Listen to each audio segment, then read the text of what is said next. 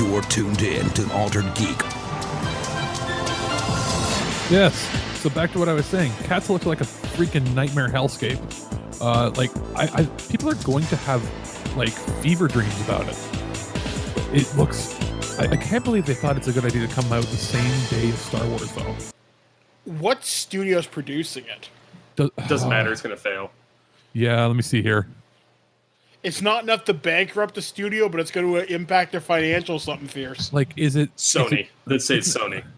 I was gonna say like even furry fans would they be into this because it doesn't look right? They hate it. It's creepy. It's weird. I was watching Internet Today about a month ago, and the furry community hates it. Here, what is it? Cats the movie? Yeah. Oh, it's Universal. Oh, that's gonna bomb anyway because everything they do sucks. Like they have not had. Universal really hasn't had a good. Amblin Entertainment. So you're talking Spielberg. Spielberg. He's the executive producer. Yeah. Why? Change his name to Senor Spielberg. Now, do you know what's really funny? It says directed by Tom Hooper. My eyes, while focusing on it, went Toby Hooper. Yes, I would watch the Texas Chainsaw Cats Massacre. I was like, oh my. If that poster says Toby Hooper on it, I will actually go see it because then I know the whole movie would be like 35 minutes of this musical, and then it would just descend into madness. Like I would love if a movie. I would pay so much money to see that. I can just imagine Dodd rolling over right there. I'd fall out of my wheelchair.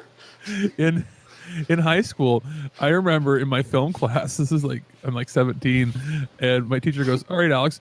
I was like, "Oh, that's not how you make a horror movie." And he goes, "Well, Alex, what's your idea? What's your big idea? What would be the scariest, terrifying, best publicity stunt for a movie ever?" And I was like, "Do you really want to know?" And he's like, "Yeah." I said, "You don't market it as a horror film. You make a horror movie that is a normal family drama about like a family adopting a dog, or think like Beethoven type thing, and you get through the movie and you go into." And first of all, you release or you film two versions. You film one where it has a happy ending where everybody's with the dog and everything's happy, friendly. And that's what you release to the MPAA. And I prefaced it by saying, by the way, teacher, you have to be willing to be sued over this for because what you're about to do it would technically be fraud. You film that ending where it's like a family movie. You get rated your G rating. But what the real ending is, everything's the same until the last 10 minutes when everybody's sitting down to dinner. Then it ends with him taking the dog out the back and walking away. And then my teacher just looked at me and he goes, "Oh my God, Alex." And he was flabbergasted. I said, "And that's how you make a horror movie nobody expects and become the greatest horror film of all time." He goes, You'd go to Wes jail Craven's Beethoven." I mean, but the thing is, you market it as one thing, the MPAA sees it as one thing, and I said, and here's the best part. I said, before you submit it to, and you can only work for that opening night, the very first showing, and it can't be something sent out digital. It has to be something that's open and premieres all at once. But I said, what you do is you get that. Not only do you get the G rating, you send that family film that has no swearing and anything to the I forget the company that does it. They're the ones that give it those white doves. And you can get away with it for the first showing at 7 p.m. on Friday night. And then it becomes the biggest it becomes the biggest news story in entertainment Hollywood history. But it can only be done once. Because somebody accidentally submitted it to the theaters all at once. Yeah. It can only be done once, and you would go down in infamy as you'd be infamous, but you'd be known as the person that made the biggest hoax movie in Hollywood history. Also, is that not the definition of horror when you have no idea that it's coming? It's true. That would certainly make some headlines. That would be the best horror film ever. And now that everybody else has heard this, I don't think it can be done now that I've said it. But that's my idea. So if they did that with Cats, I'd be okay with it. that was my roundabout way of saying that. You could do that, but this is one of those cases where it might be more funny to hear how messed up Alex at 17. That was my horror film, and that was my idea. And I just remember my teacher coming to me afterwards, and he's like, "Alex, as horrifying as that was," he goes, "You're actually right. It's the perfect horror film, but you can only do it once." So, if you're just joining the show right now, welcome to Altered Geek. Of course, I'm Steve Phillips, and joining me in this adventure into geekdom, obviously, is Mike the Birdman Don and Alex. I promise I'm not that psycho anymore. No, you are evil. I mean, that was half my life ago. So there's probably coming from the guy who maybe put barnyard animal sounds throughout the entire episode last week. I promised I wouldn't do it. I won't swear this time. I'll just disturb you this time. Yeah, that's a little bit better.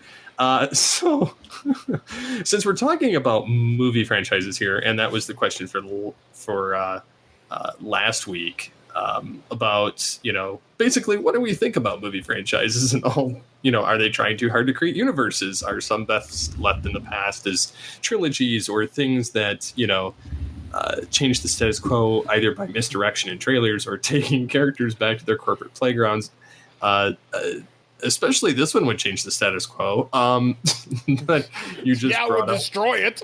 It would destroy the MPAA. They would have to implode and create something new. It would yeah. Oh, you'd have to be willing to lose like 50. You'd have to be willing to. You'd have to go into hiding. Your company. You'd have to be willing to never release a film in the States again, you'd have to be willing to release things direct to video. You'd never have a chance of releasing things in theaters ever again. And you'd have to be willing to lose every single penny that you ever made from that film. Do you know what's funny? Netflix would probably still hire you. So Netflix or I'd be able to make films in Europe for the rest of my life. I think Netflix would hire you. Look what they did with Adam Sandler. Or they would do it. He was having travesty films. Like I would film that movie for like a $5 million budget. It would get sued into high heaven. Netflix or somebody would pick up the legal bill, and then they'd be like able to market saying, "Hey, the most controversial film director in history. We've signed him for, whatever." And then whatever I make people from would then on, watch just because. The first thing I make would be super watched, and then everything else would be like it would be mundane by comparison, because what can you ever do again that's that crazy? And that's why Warner Brothers did the Banana Splits movie. Or you know what I do? After that, I only make children's films. And the reason is you'll never know. Everybody will watch because they're like, is this the one where he's going to do something friggin' crazy again? But you'd get high ratings because everybody would watch it. Exactly. And the thing is, you make like 30 of those movies, and by the end, people are like, oh, it's not going to happen. And then you slip something in. Or... but like you would have an insane, because every time you release a movie, be like, is this the one where it's going to creepy? So you'd have all these like 20-year-olds in these theaters or watching TV, be like, is it going to happen? And they'd watch and analyze every frame, trying to see if something was slipped in. But you'd have to make sure that your entire process was guarded. Not one person involved in the editing process could speak. You'd have to do it very Robert Rodriguez style, where you do the editing yourself. Yeah, so, you'd have to keep it under lock and key and secure server. Yeah, or any of the creepy stuff that you do, or if you do slip something in, or again, I wouldn't necessarily have to, because you make it secretive. It's like, oh, he films extra scenes on his own, and I would have to film stuff myself and then edit it myself. And if everybody saw maybe 20% of the film that they're working on, and you had like 4 crews working on different things, it would be difficult for them to collaborate and see the whole picture. So you'd have to be very, very secretive. So to swing things back to Steve's original question, talking about franchises, I was looking. I've actually been thinking about this all week in terms of, there are franchises I like. I think there are franchises that have gotten too big for their kind of britches, for example. And one example of this is the Alien franchise. Alien 1, 2, 3, and even Resurrection, self-contained, cool. Prometheus was an experiment, and it was ultimately, I feel, unnecessary. I don't need to know where the space jockey came from. I think it was better left as a mystery. And then Alien Covenant explaining that they wiped out the engineer civilization, and now an android is technically responsible for the xenomorphs. It takes away a lot from it. I think. Still liked that one better than Prometheus. And it was so incredible. Like, for somebody, Ridley Scott has done some of the best cinematography and lighting on his film in history of Hollywood. Like, Kingdom of Heaven, I still think is the best shot film ever. just based on his lighting and filming it on 70 millimeter and all that crazy stuff. But this, it was so dark and so gray, you couldn't even see. Like, I saw it in IMAX, so it's brighter, and I was like, this is it. Like, the only film, there's 2 films that have been that dark and I almost fell asleep at, other than that. One was Thor: The Dark World, and the other was Chronicles of Narnia. What was the Dawn Treader? No, the Prince Caspian or something. Yeah. That one of those was incredibly, like, everything was blue and muted and like almost black and white, and you're just like, oh, I'm gonna fall asleep. And that's the look he went, and it was like, that doesn't inspire people to the series. The series was like bright and colorful but dark, and he went dull and dark. Mm-hmm. Another franchise, because like Steve talked about this on creating universes, I think 2 that worked together well and could be expanded further into a shared universe was Freddy and Jason. Because at the end of at the end of Friday the 13th Part 9, Freddy's glove drags Jason's mask down the hill. Then in 2003, we had Freddy versus Jason. If you told me that Chucky existed in the same universe, I would be okay with that. Question, which version of Chucky? The Brad Dourif version. So basically the one that's more spiritual. The franchise. Yeah, okay. Yeah, the one with the voodoo. And even to further expand upon that, in some of the early drafts for Freddy versus Jason, at the end of the movie, Pinhead shows up and says what seems to be the problem, gentlemen. So if you wanted to combine all the horror movie monsters into one shared universe, it's like kaiju but with murderous maniacs. Yeah, like I'm okay with that. I'd like me some Candyman mixed in there, and what else would be good? It would have to be something recognizable.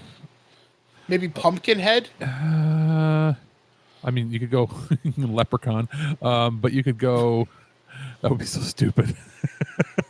No, you know what would be good? See, that's going too far. No, the Jeepers Creepers thing. Oh, the Creeper. Creeper, yeah. See, that's okay. I don't think Michael Myers would fit, because Michael Myers is almost a little too grounded into reality now. Not really immortal. Yeah, you could go with, what else has had like a long storied. Maybe the guy from Phantasm, but he's an alien, so not so much. Yeah, that doesn't really. Plus, Angus Scrimm is dead, so. And if you really wanted to have the ultimate team up when everything's all said and done, you have them before he gets too old to do his own stunts. Bruce Campbell. Yeah, you could have, as far as heroes, have him with. I'm trying to think, there's not really any other heroes in horror films that span multiple. Not really. I mean, there was in the comic books for Ash versus Jason versus Evil Dead. They had the Dream Warriors came back, like Nancy came back somehow, I think, even though she died in Nightmare 3, and the other survivors from Friday the 13th. But there is no heroine. You could get Tommy Jarvis from the Friday the 13th movies, but he's been played by multiple people. I guess if you want to bring back Corey Feldman. Yeah, he's too busy trying to make music. But yeah, I'm like, that's the only franchise I think if you wanted to build it out to be big and stupid and it wouldn't break things, Alien needs to shrink down, because involving the Predator stuff, yes, it is in the comics from the 1990s, and there have been Alien versus Predator movies, but neither of them were really good.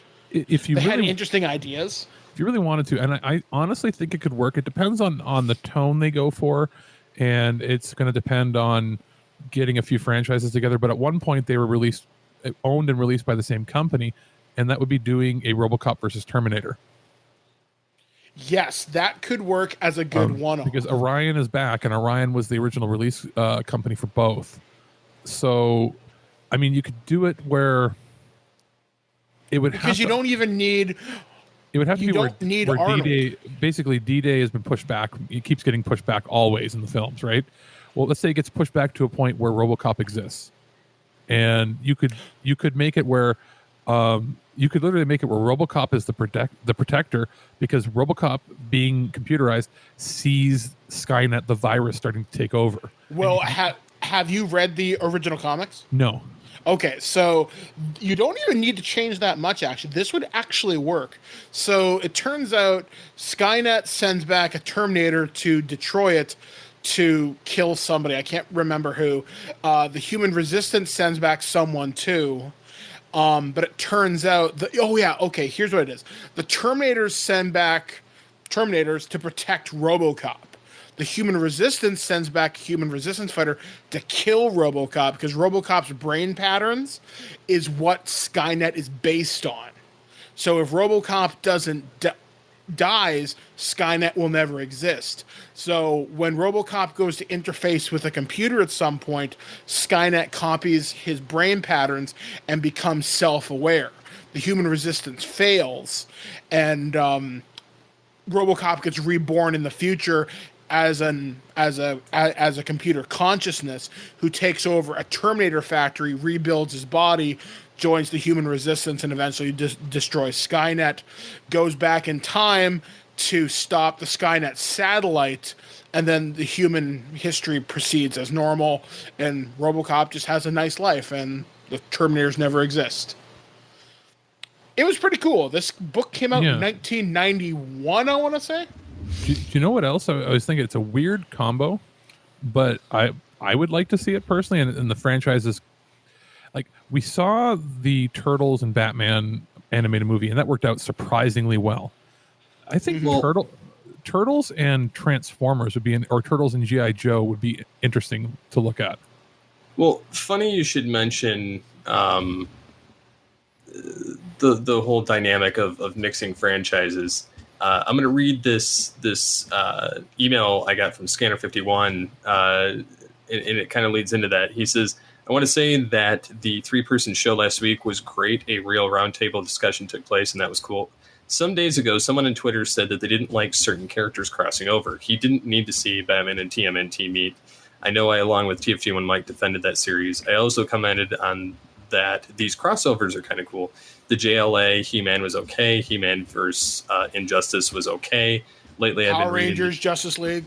Yeah, he says, lately I've been reading the DC Hanna-Barbera crossovers. Those are great and fun. Plus, the Hanna-Barbera series where all of the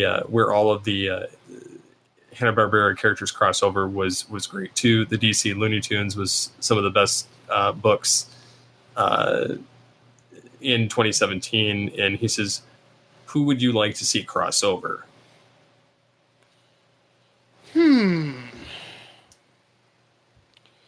And this could be even in film, like not just like I would suggest we keep it to something that could possibly happen. So because it's not like we're ever going to get like Deadpool Batman. Well, they did make the Batman TMNT movie. So well, yeah, but this would be Marvel DC, not you know what I mean? Like you would not see like Spider-Man. G.I. Joe possibly. Oh wait, actually, you could see.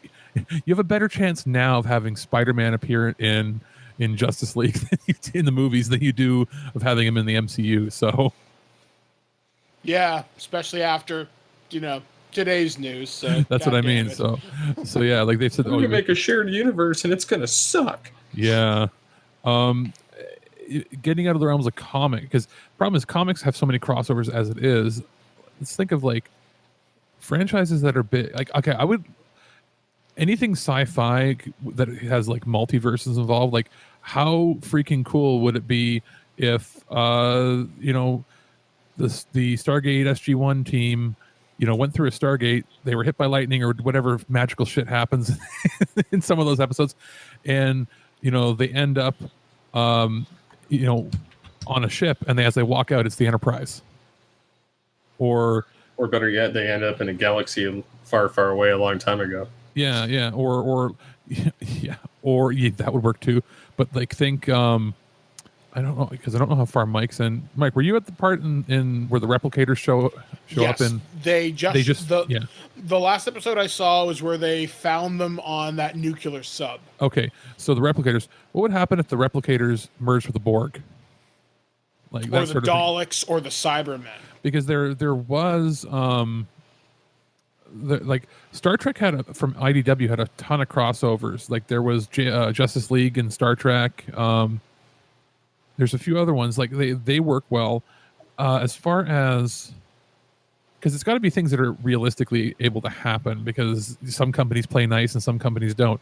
We know now that Nickelodeon / Paramount are willing to play ball with anybody. So, what properties they own. Basically, G.I. Joe, unless wait, who knows? These are all owned by Hasbro. Hasbro now bought E1 in Canada. That's going to be their distribution arm. They're not going to be using Paramount anymore. Power Rangers, Transformers. So, this should happen.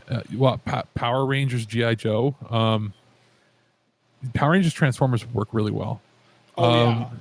Like, I'm honestly surprised that there wasn't a Megazord Dino bot set at Comic-Con this year. It may be Universal, but if Universal and Hasbro or whoever has the rights to Power Rangers would want to do it, Pacific Rim Power Rangers. Like, it's basically like Pacific Rim was basically Power Rangers if it was more realistic in quotes. Like it was more grounded and made for adults. That would work. What else? Like one I'd like to see, and I kind of did this on Terrible Warriors a couple of years ago, is I crossed Dragon Ball Z with Sailor Moon, where I had Princess Serena. I've seen that video. It's a pretty bad porno. But I'm talking about like having the Kingdom of the Moon versus like here's Frieza's army. What would they do? That would be kind of cool to see. It could work. It just depends on who owns the actual manga rights over there, right? Like, yeah, because I could see Akira Toriyama writing a really cool story around it. Well, I mean, if you wanted to look at it, like they do those crossovers all the time in the fighting games, the jump fighting games. But like as far as a true series or a movie, I would say Fist of the North Star and Dragon Ball have Ken versus Goku. Yeah. Like Goku's basically invincible, but what happens when Ken hits him with his technique makes his head explode? Or like that One Punch Man versus Ken or whatever. Yeah. So the fans have been doing those sort of crossovers all the time with like was it Death Battle and that? Yeah. But as far as like if we're going, because anime is another one too, where it's like you could have a million crossovers. If we're going live action, large franchises, I would like to see the X-Files crossover with something else. They did an X-Files Ghostbusters years ago. It only ran like 2 issues. I think it would have to be like, because X-Files has had some silly moments, but it's more grounded in, not grounded in reality, but you know what I mean? It doesn't have that same feel. I think X-Files, what if you took the X-Files and you put it in something you wouldn't expect? Like it's X-Files crossed over with Universal Classic Monsters? Twilight Zone. No, like that would be cool. Like The Conjuring or something. Like you put them in something that's getting money now, or like, because it can't be something like Saw where it's a person. It has to be something with a supernatural sort of edge to it. Well, Jigsaw could be supernatural. Maybe he could be. He could be. Mulder and Scully versus fucking Pennywise. No, you know what I would like? I would like X-Files crossed with Final Destination, where they're basically having to uncover. They're like, is it death? Or is it, is there something else involved with this? Or one thing I'd like to see this done, and this movie kind of did it because all the characters are public domain anyway. Do you guys remember that really terrible Hugh Jackman Van Helsing movie? I liked it. I liked it when I saw it in theaters. I want to see that again, but maybe expand the roster of people he can fight. Like maybe if they redid League of Extraordinary Gentlemen but made it good. Yeah, because like there's something about the Van Helsing character I've always really liked. I like him fighting the Universal monsters. That's cool.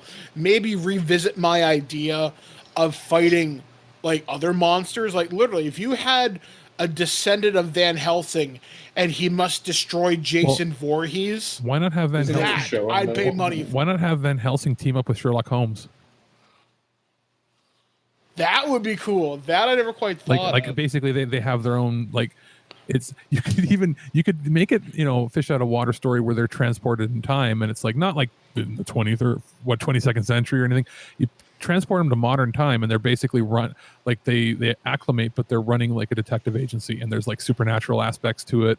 So you got like these guys that are from the 1800s that are now 200 years in the future almost. And they're, Sherlock Holmes would acclimate really fast because he has an inquisitive mind and would do all the reading.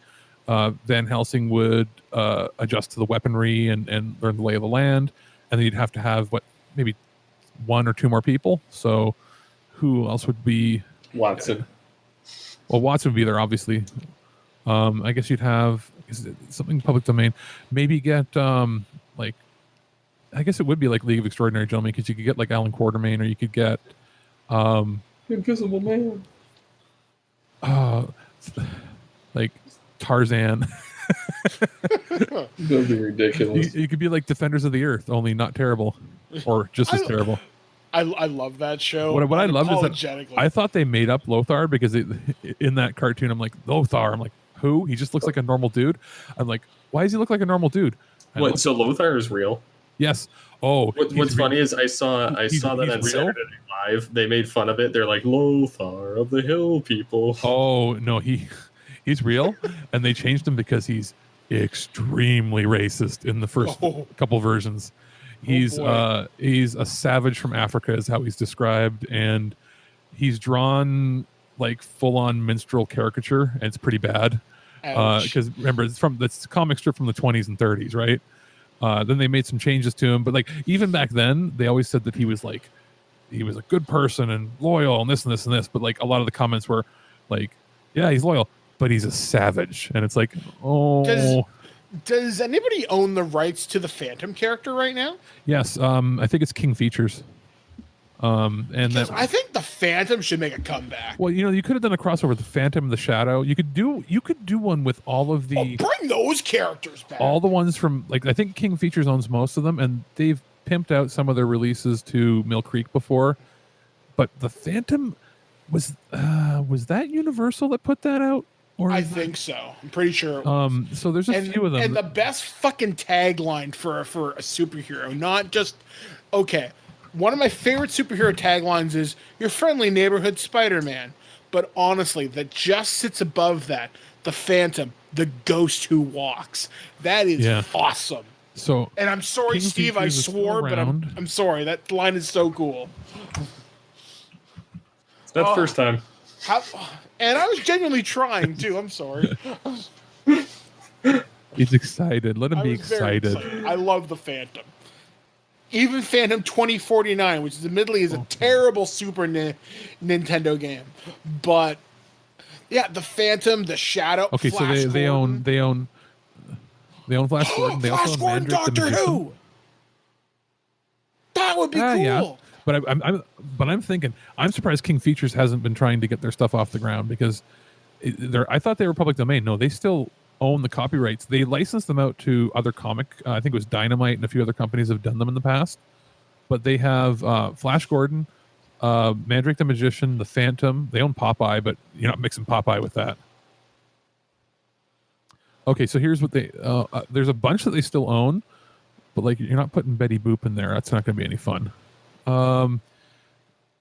You could get a team together, like Defenders of the Earth was King Features, so you could do that with, think of it, it would be the Phantom, Mandrake the Magician, Flash Gordon. You could put Lothar in there if you want to, but you could get those, and then like the Shadow. That would work. They sort of cover every type.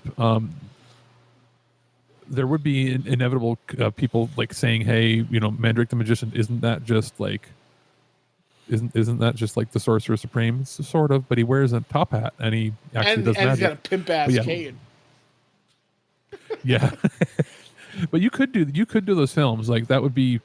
Their names people have heard of, especially Flash Gordon. Yeah, because honestly, I would really like to see a Doctor Who Flash Gordon like crossover. Or, like I said, live-action Defenders of the Earth would honestly be pretty cool. I mean, cut out the stupid kids, but keep the 4 core characters. I think that'd be awesome. Or, hell, even to go further back in time, if you wanted to make an old-time Defenders of the Earth, you could do King Arthur, Sinbad, Robin Hood, Joan of Arc. I don't know. I'm just picking names now. But, something like Swords and Sorcery, if you wanted to do something like that, I think that'd be pretty cool. Dragon Ball Z and Mega Man. You can feel me staring at you, can't you? Although I could plausibly come up with a storyline for that if you gave me 2 minutes. But no, like I'm gonna send you guys in the chat it's a strip with Mandrake the Magician and Lothar. Oh dear. Because yeah, they had to make some changes. Basically, it's not as bad as I remember seeing some of them. So, but like, here's a caption. So it just says, Mandrake just says, "Enjoy yourself, Lothar," and he goes, "Me go for walk." Oh god. They made him dumber sounding than the Hulk. That sucks. Because his character in the cartoon was actually pretty cool. He was a bro from the hood, basically. Well, who was that guy in Sinbad? He was the black dude who had all the friggin' throwing knives. Who was that? Oh, he was made up for the Canadian show, I think. He was pretty cool too. I really enjoyed his character. That's a show I wish that had gotten more love. So I thought it. Well, it ran for 2 years. It was basically Canadian. Well, I was gonna say Canadian. Basically, all of those shows were filmed here or in like New Zealand. Mm-hmm. I'm trying to think of other. The guy in that was no, the older brother was Dubar, and that's the guy that voiced Beast in the X-Men cartoon. Is Conan public domain? Oh, it was Rongar. It was Rongar, the Mute Warrior. That's the guy you're thinking of. He was cool. But yeah, you could do like, if you pull them together, you could do Robin Hood mixed with King Arthur, you could do a bunch of stuff like that. But if we're talking about franchises that were already big, sometimes they get so big you can't merge them, or like Steve said, if you can stretch them too thin, which is what happened with X-Men. Like they ran out of stuff to do. Unless they spent a lot more money, there wasn't any point in doing anything else with it. I think the problem with the X-Men movies is they got a little too ambitious. Like, to do a villain like Apocalypse, you have to have the right script, and it wasn't strong Apocalypse. enough. Well, they shouldn't have done Apocalypse unless they could have made it 3.5 hours and made it for like $300 million. And you could have, like, okay, here's the thing. Apocalypse should have been saved for when they merged into the MCU as like an end of a phase villain. Yeah. Because you could have done the whole like 5-part episode that they did on the TV show, like have them being lost through time while he's recharging. Like, you could have done so much there, and they didn't. And I feel like they're smarter doing the Deadpool movies where they have these like more smaller, more straightforward plots. They're setting things up like Mr. Sinister in Deadpool 2. So they're doing things like that, but there wasn't enough done with Wolverine. They should have had at least one more film with him. I'm kind of surprised. I know it's physically grueling work getting in that kind of shape, but at the same time, he's still young enough. He could do another film, or have his character be in Deadpool, and then there's a way to not have him be on screen 100% of the time. So he only has to basically be in shape for half the movie. I'm trying to think of other franchises that should cross over. I know in December there's Power Rangers Ninja Turtles, which should be pretty cool. I'm actually kind of looking forward to that. It's set during a really weird time, though. For some reason, the Green Ranger teams up with Shredder. So it's during the green with like evil time period. So, okay. I'm down for that. Let me see. What else would be interesting?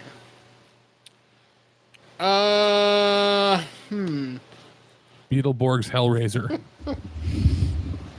That would be... And just if it's live action, you just have Jay Leno play the Elvis / Frankenstein. I forget what they called him. Flabber. Yeah. I wanted to say Furby, but I knew that wasn't right. Let me see. I'm trying to think of Ghostbusters goes with a number of franchises surprisingly well. Again, there's a Transformers Ghostbusters crossover happening right now. I haven't read any of it though, so I'm hoping it's good. I know Ghostbusters has crossed with Transformers before this, there was a Ninja Turtles Ghostbusters. There was Ghostbusters X-Files. Okay. I've got one. Because they basically killed the franchise, Hellboy and Constantine. That would be a decent team up. Just like the BPRD with the Justice League Dark. Or the BRPD with the X-Files. Imagine Mulder running into Hellboy. That would imagine Mulder running into John Constantine. Yeah, like that would be fascinating, and if handled right, basically open his world up instead of only focusing on what's up in the sky, what's down, what's all around us. Yeah. So that's a good thought. I like that. Let me see what else would work. I'm trying to think if there's anything Transformers and GoBots. I don't know if that's ever been done. I know there's been references in the comics, like what they've kind of crossed over. It would happen in a heartbeat if Hasbro bought Tonka. Because I'm not saying like you know what you should do? They should do G.I. Joe's Transformers and then have a competing company, just like they came out with the stupid Playmobil movie. Now they should do a GoBots and Mask. Combine those together, and they could go head to head, and then one could destroy the other. Well, Mask and Transformers wouldn't be a bad team up. I think Hasbro talked about combining all of their different universes, all of their different comic series to create one universe. Michael just wants a pony bot. Yes.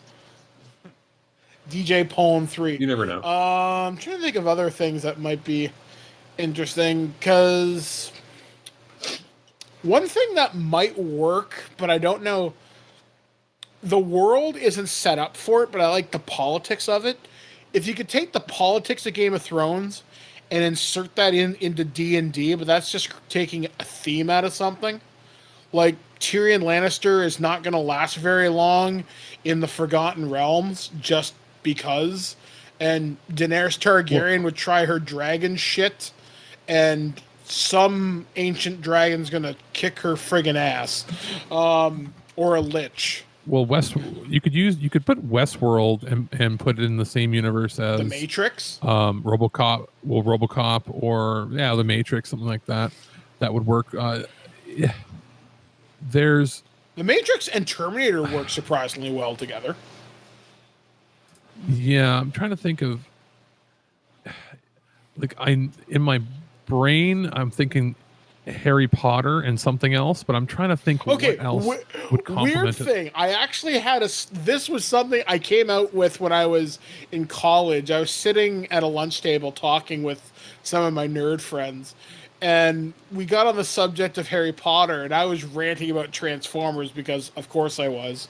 And I actually came up with a storyline, conceivably, how Transformers and Harry Potter could work together. And it all was, the storyline was that Megatron and Voldemort were working together to protect the Horcruxes. So Megatron wanted to learn the secret of splitting his spark. Like Voltron? Well, he wanted to split his spark into different pieces so he could never be killed, like Voldemort. So Voldemort's like, you help me and I'll help you achieve immortality. So the Decepticons and the Death Eaters teamed up, and obviously Optimus Prime and Harry Potter and Bumblebee at Hogwarts, and it was magical stupidity. But I did come up with a conceivable reason for this to happen. So the Battle of Hogwarts would be way cooler if they had Autobots and Decepticons. You know what? You're not wrong. It would be so cool. I was thinking it's kind of obvious, but like Power Rangers and Voltron. Yeah. Like that's pretty much a slam dunk there. But they did that on Death Battle. Yeah. He-Man Thundercats.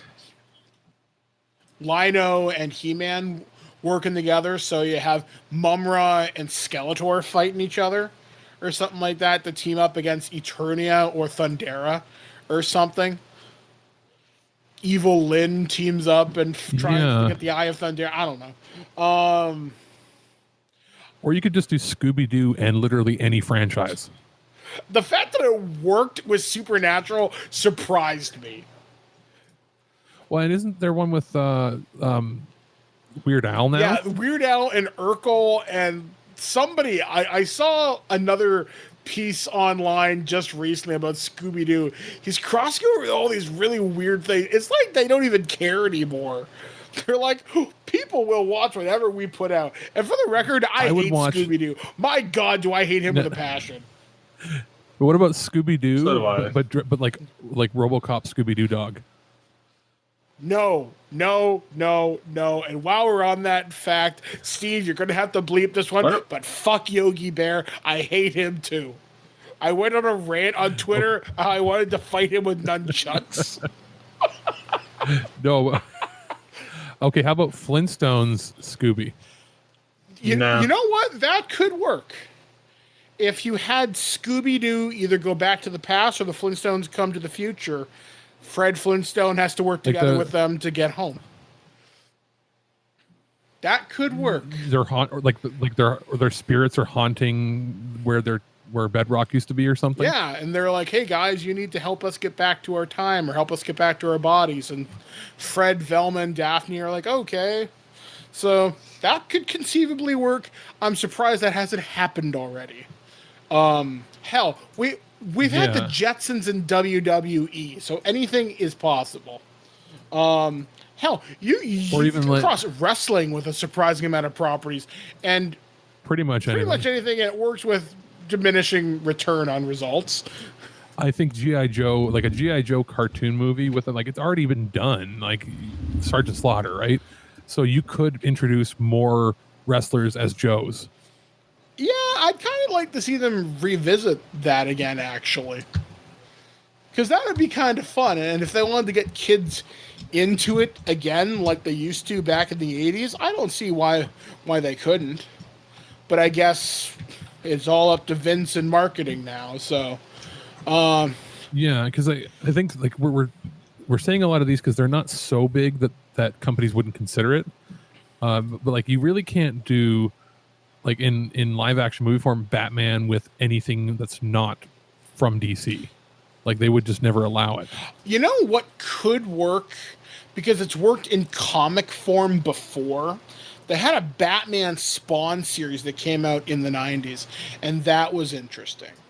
Okay, Spawn and Constantine, because it's all both dealing with hell. Yep. Or I would like to see, this would be more a meetup or maybe a fight. The DC character Hitman and the Punisher. Or, it's not really it's not so much a crossover, but it's a team up I'd like to read. The Question and Batman. Give me Animorphs and anything else from like the 90s Scholastic books. Do like a Scholastic team-up-a-thon. Animorphs and Transformers could work surprisingly well, especially if you did the Beast Wars era Transformers. Yeah. No, leave it. I was waiting for him to say that. Yeah, that series does not need to be touched. I'm trying to think if there's anything that would work with that, though. Not that I can with which? With Beast Wars. I'm trying just because its narrative is so focused into where it is, crossing it over really wouldn't work. Ooh. I thought of a franchise. Actually, it might work with Transformers depending on how you set it up. Do you guys remember the Herculoids and Thundar the Barbarian? I think you could do something with Transformers in that, because it's supposed to be the far future and sorcery, but technically it's just another planet. Work with Transformers. It doesn't really matter which franchise of Transformers or which version. Robotech, like Macross. Well, that's where they got the idea for Skyfire. Yep. He's Valkyrie of some kind. You could, and actually, you know what? Like the Macross, Robotech, that whole thing, and Gundam, or Transformers and Gundam. Big Hero 6. No, SWAT Cats. SWAT Cats. Well, I mean, you could do SWAT Cats and Biker Mice or something. Biker Mice and Biker Mice is Street Sharks. Mice and Ninja. Actually, I'd like to see Biker Mice, Street Sharks, and Ninja Turtles team up for a comic book series.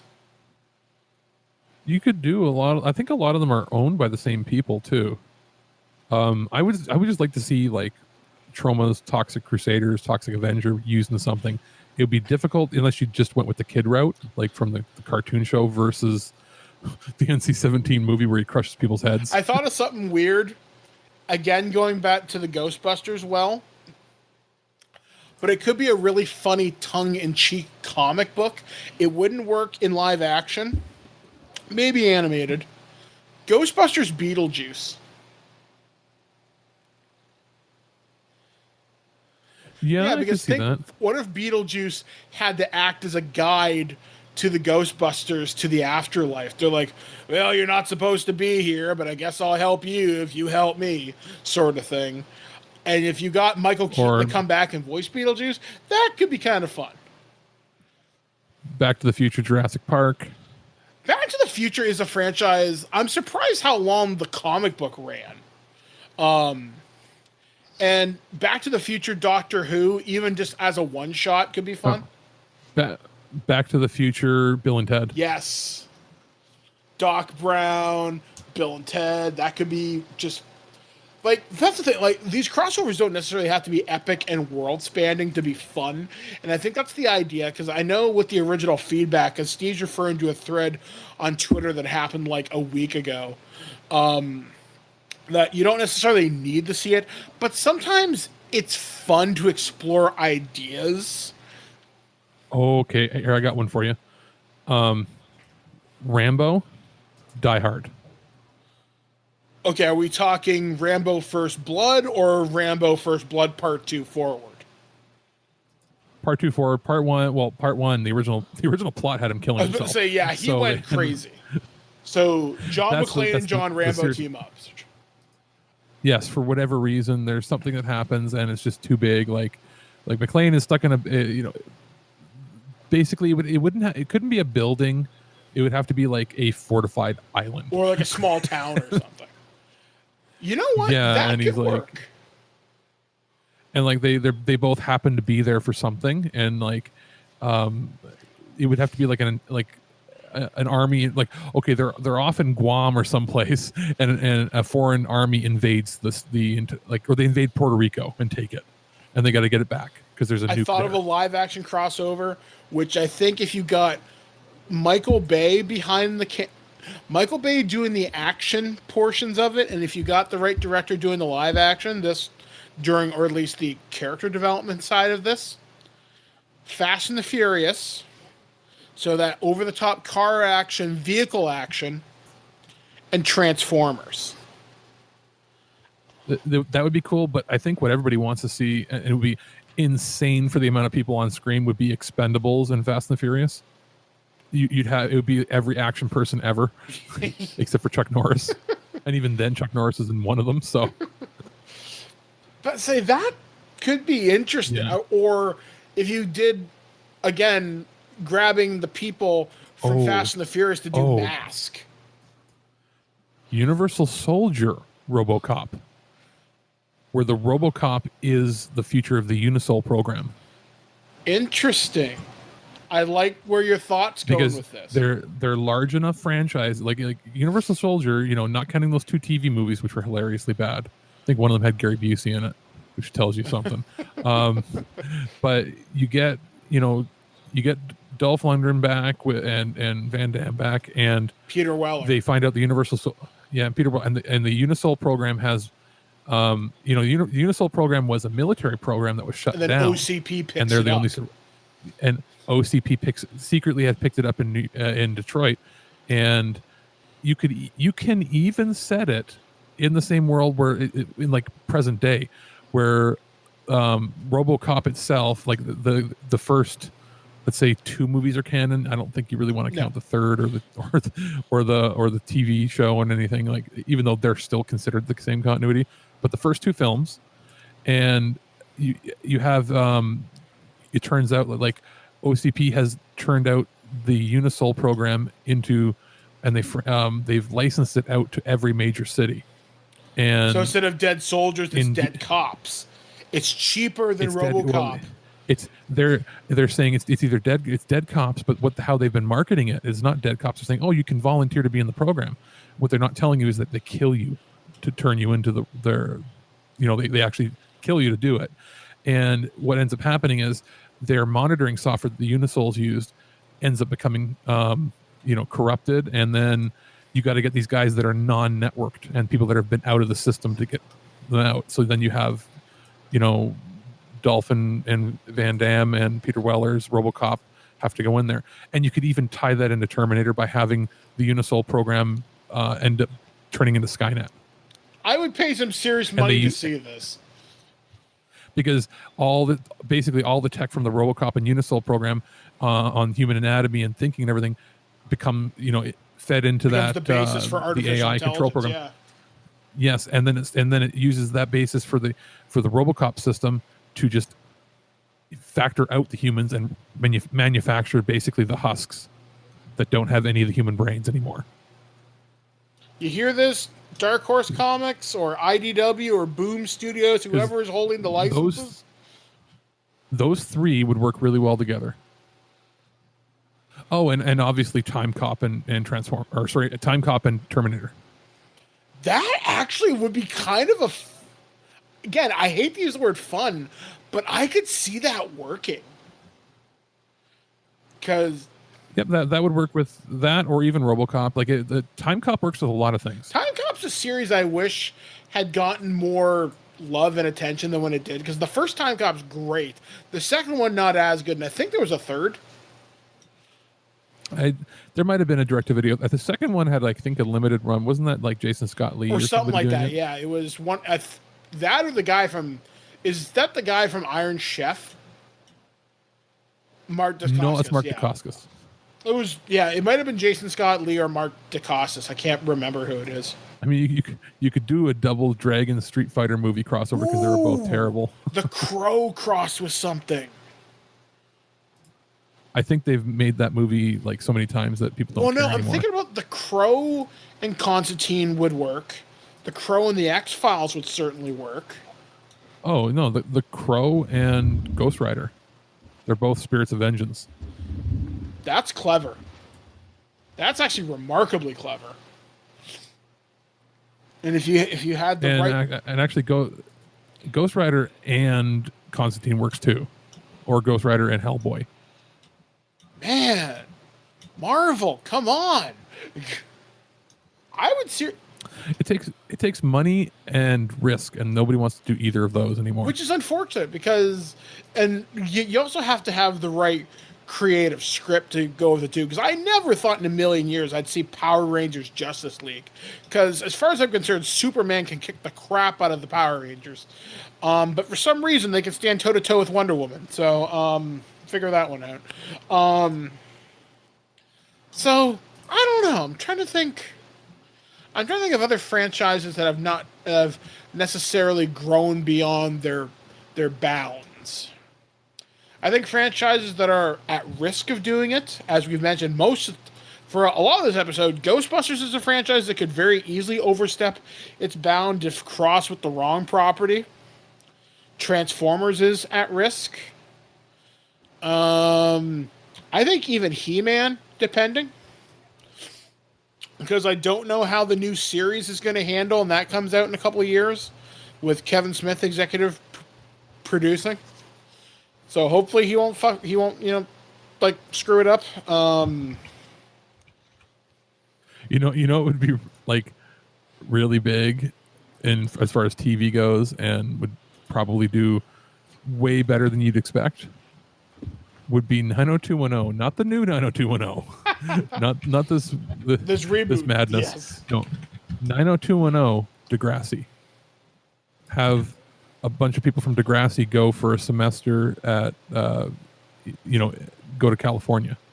There was something, I was talking about this on Twitter about a week ago, and obviously Disney Plus announced all these shows, and they mentioned She-Hulk.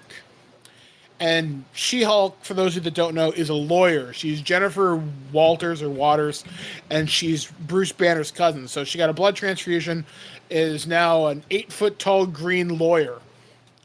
I said on Twitter, and I tagged this guy in it. I tagged Ice-T. And I'm like, dude, can you do a cameo in the She-Hulk show, but please be your character from Law & Order SVU?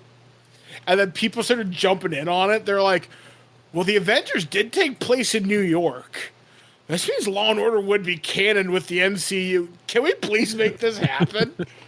It probably wouldn't be him. They'd go with Richard Belzer because he's cameoed as his character in X-Files and everything else. So that would be cool, too. If you could get me Richard Belzer and Ice-T to team up for one episode of She-Hulk, even if it was for like just a minute and a half. And wait, then a question: do you have Hulk Hogan guest star in that episode of somebody and then choke him out like in real life? He's there he's there for the Gawker case or something.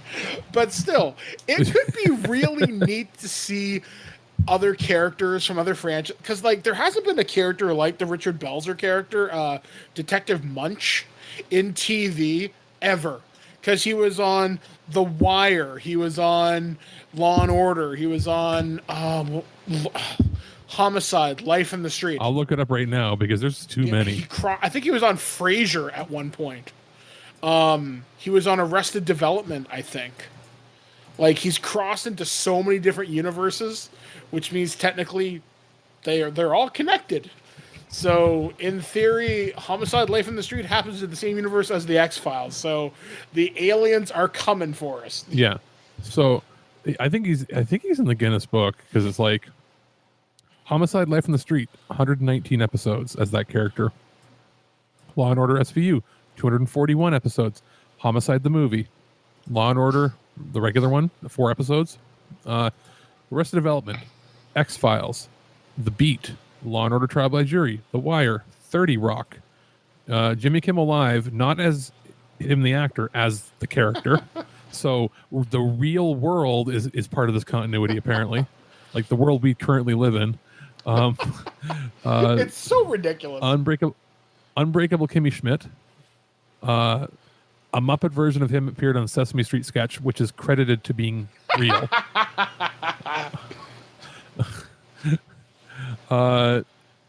He appeared as his character with spoken lines in an album. It's apparently has continuity too.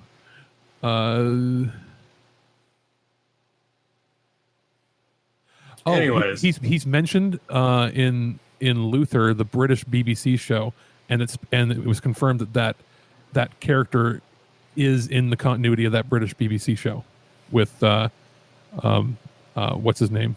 Why am I drawing a blank? Elba? That's yes. It. So there you go. That's what I mean. Like, it's insane. I think some of those are just done because they want to say it's funny that to have him in everything, but the fact that he played in the X-Files is like, what? Yeah, and this was before that was commonplace, because I remember when that happened. That was like an episode in season 5, I think. Unusual Suspects, I think, was the name of the episode. Before they really jumped shark and went from filming in BC down to the States, and season 6 onward got weird. Yeah. So anyway, Steve, you were saying, sorry, we've been dominating this conversation tonight. You picked a topic that we could go on for like 12 hours on. Yeah, my bad. Anyways, so switching gears a little bit. Yeah, quite a bit. Have you guys seen the that Samsung's trying to push their foldable phone again? Yeah, at $2,000, get bent, man. Literally, because nobody in their right mind is going to pay for this. Now, the technology itself is cool because you can go to Las Vegas and see foldable LCD screens on certain slot machines. That's neat and everything, but I don't want a foldable phone in my pocket. How about give me a phone that has 3 or 4 days of battery? Yep. That would be beautiful. High use, too. Give me functionality over stupid gimmicks. Like the Razr flip phone when we were in high school, that was the cool thing because it still is. Because it was paper thin, but the battery still went like 3 times as long as now. It's not powering the same kind of screen or power that we have now, but it was leaps and bounds better than the candy, brick ones that we were used to. It had a decently bright screen, folded up in half. It was a lot harder to break the screen because it was very rigid. And there are people that still have them and they work. A lot of people use them still as like their emergency phones. Like that was the last time that anything that thin needed to be made. And they were great. Oh yeah. They those things, like, they got good signal too, which was the great thing about them. But no, I mean, I know Motorola is trying to make the new version of the Razr 4, which is going to be a flip phone. Smartphone, very much in the same style as the original Razr, just that'll with do okay. That'll do better, and it's supposed to be about half the cost of the Samsung one. See, I can't see people going back to those things because everybody wants touchscreens now. Well, it would have a touchscreen. Yeah. And it would be a foldable phone, just like this. Although the outside LCD that was on the original one, it would cover the entire surface at the front of the phone. So it would be basically like a square version of the phone, and then you open it up, and you have the full version of the phone. So it'd have basically a screen on about 3/4 of the phone. Basically, the phone you could get grandma, and she would actually know what it is. Color me skeptical. It's going to do better than anything that BlackBerry put out in the last 5 years. Or the Windows Phone, which had its support dropped. Well, neither one of them have done anything, to be honest. Like, they're both totally useless in today's era. Yeah, like... I'm honestly surprised the Windows Phone didn't do better. Have you ever used one? It's like using a portable Windows. They had horrendous response time. Extremely bad app support. Like, you ever used a Windows tablet? Yes. It's basically that at 1/4 of the speed. Like, the last time a Windows phone... I had a Windows... was it a Windows 8? Or Windows 7? Oh, it might have been before Windows 7 even. I had a smartphone from, like, Sierra Wireless or some brand, and it looked like an old brick-style phone, but it had a flip-out keyboard in the front. Thing was built like a tank, crazy battery life, could play a few games, worked great, and it was great for 2006, 2007. It was perfect. And you know what's new about the newer phones from Windows? Nothing. It's basically the same thing, only they added touchscreen support. Yeah, and honestly, it's just, yeah. I originally, before getting the Pixel 3a, I wanted one of the Motorola phones, to be honest. But this phone is actually really nice, the 3a, because it's half the cost of the 3, but it has all the same functionalities. And I got the 2XL, which I had the option of a 3A or a 2XL. 2XL was cheaper. I got it for free. Would have had to put like $80 down for the other. Yours has a couple extra features like faster charging, and you don't, and a bunch of other cool things. The 2XL has actually a better screen than the 3A. It's sort of a halfway between, the flagship 3 and then yours.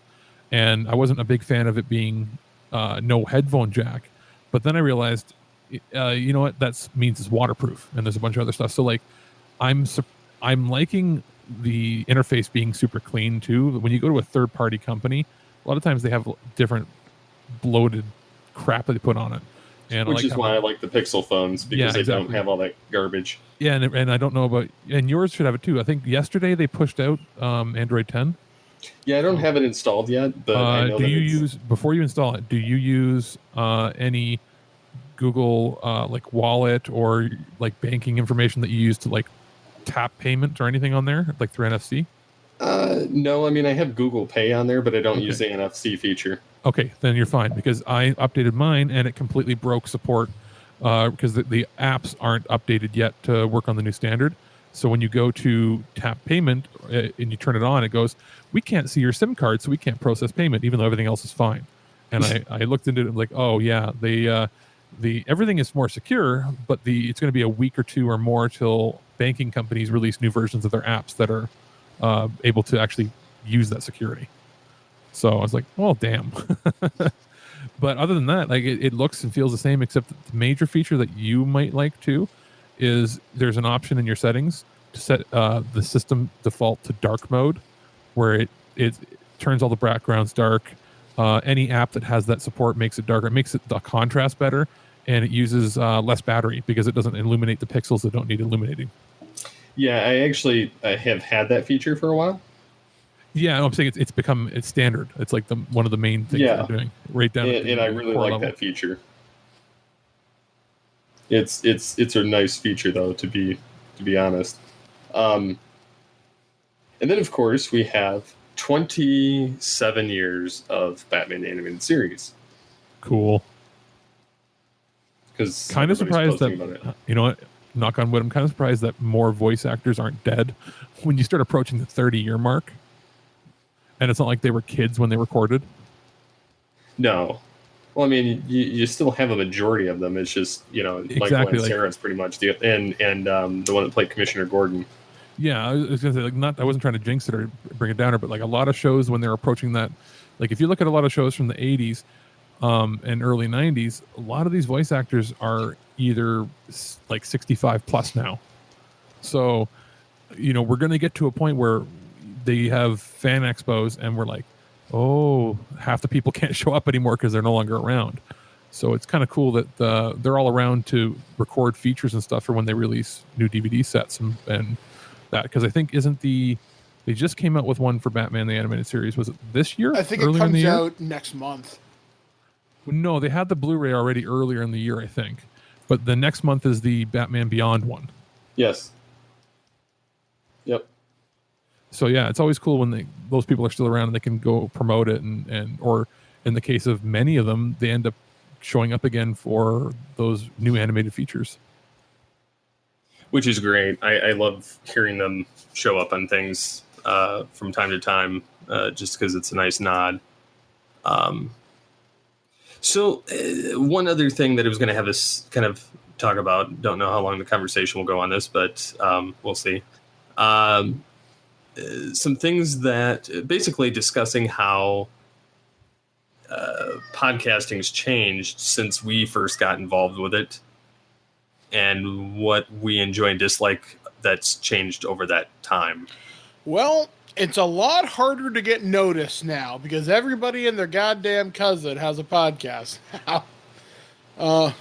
Basically, and anybody who's like a celebrity has one now too, which pulls away like 99% of people that would potentially listen to you. Yeah, which is really unfortunate. I've noticed that too, because like back, the early days of Twitter, 2007, 2008, 2009 through like, I would say about 2012, it was still pretty raw territory. And people were kind of, downloads were good. People were kind of, there were limited options. Not everybody could get into it because they didn't know how. And then you started getting all the YouTubers getting into it, and then all the celebrities and news personalities either repurposing programs or publishing special shows to it. And now it's so flooded with, although they say that there's only like 700,000 podcasts, so they say. That's not true. That's not true. Maybe on their platform. Yeah. Because if you look, like listenership of like even our networks, they're probably, if the celebrities weren't a part of it, taking up the vast majority, like, and I'm not saying like Joe Rogan doesn't count because he was doing it around the same time that he's been doing it like 10, 12 years anyway. But like, and so he's huge based on that. But like the vast majority that just come in and automatically seem to have like 1 million people downloading. Like if they weren't a part of it, our networks would have probably 10, 20 times the listenership because of scarcity and because there are a lot of people out there that only think of, when they think of podcasts, they think that if it's not from a celebrity or from like a major company, that it's going to be crap and they don't even want to bother listening to it because they think, oh, it'll just be some mom and pop shop doing, rambling about nothing. And reality is like most of the really good things out there are run by people like us and not some, something pushed by, Westwood One or Podcast One or whatever it is studio. Like there's those like 5 or 6 big podcasting companies run by millionaires. Plus, one of the things that I can tell you from the broadcast industry is a lot of radio stations are doing podcasts now. They syndicate their like morning shows or any of their talk programs as podcasts, but they don't know how to utilize it. They just chop them up in the podcast chunks and throw them up on their websites and RSS feeds, and they sit there and virtually do nothing because nobody knows about them, which is kind of weird. Well, I've noticed that a lot of places don't exactly understand the process. Back when we all first started, there really weren't. I mean, yeah, you had your Podbean, you had your Blog Talk Radio, you had your Libsyn, you had a few, Blueberry, you had some of these other ones that were in the game, but there really weren't a lot, and they were so pricey or bogged down with crap that you didn't trust them. You didn't want to, put your files there. So most of us hosted our files on our backend servers, which was a drain on the server resources, but and there was no real good tracking on it because bots could get to it too. But yeah.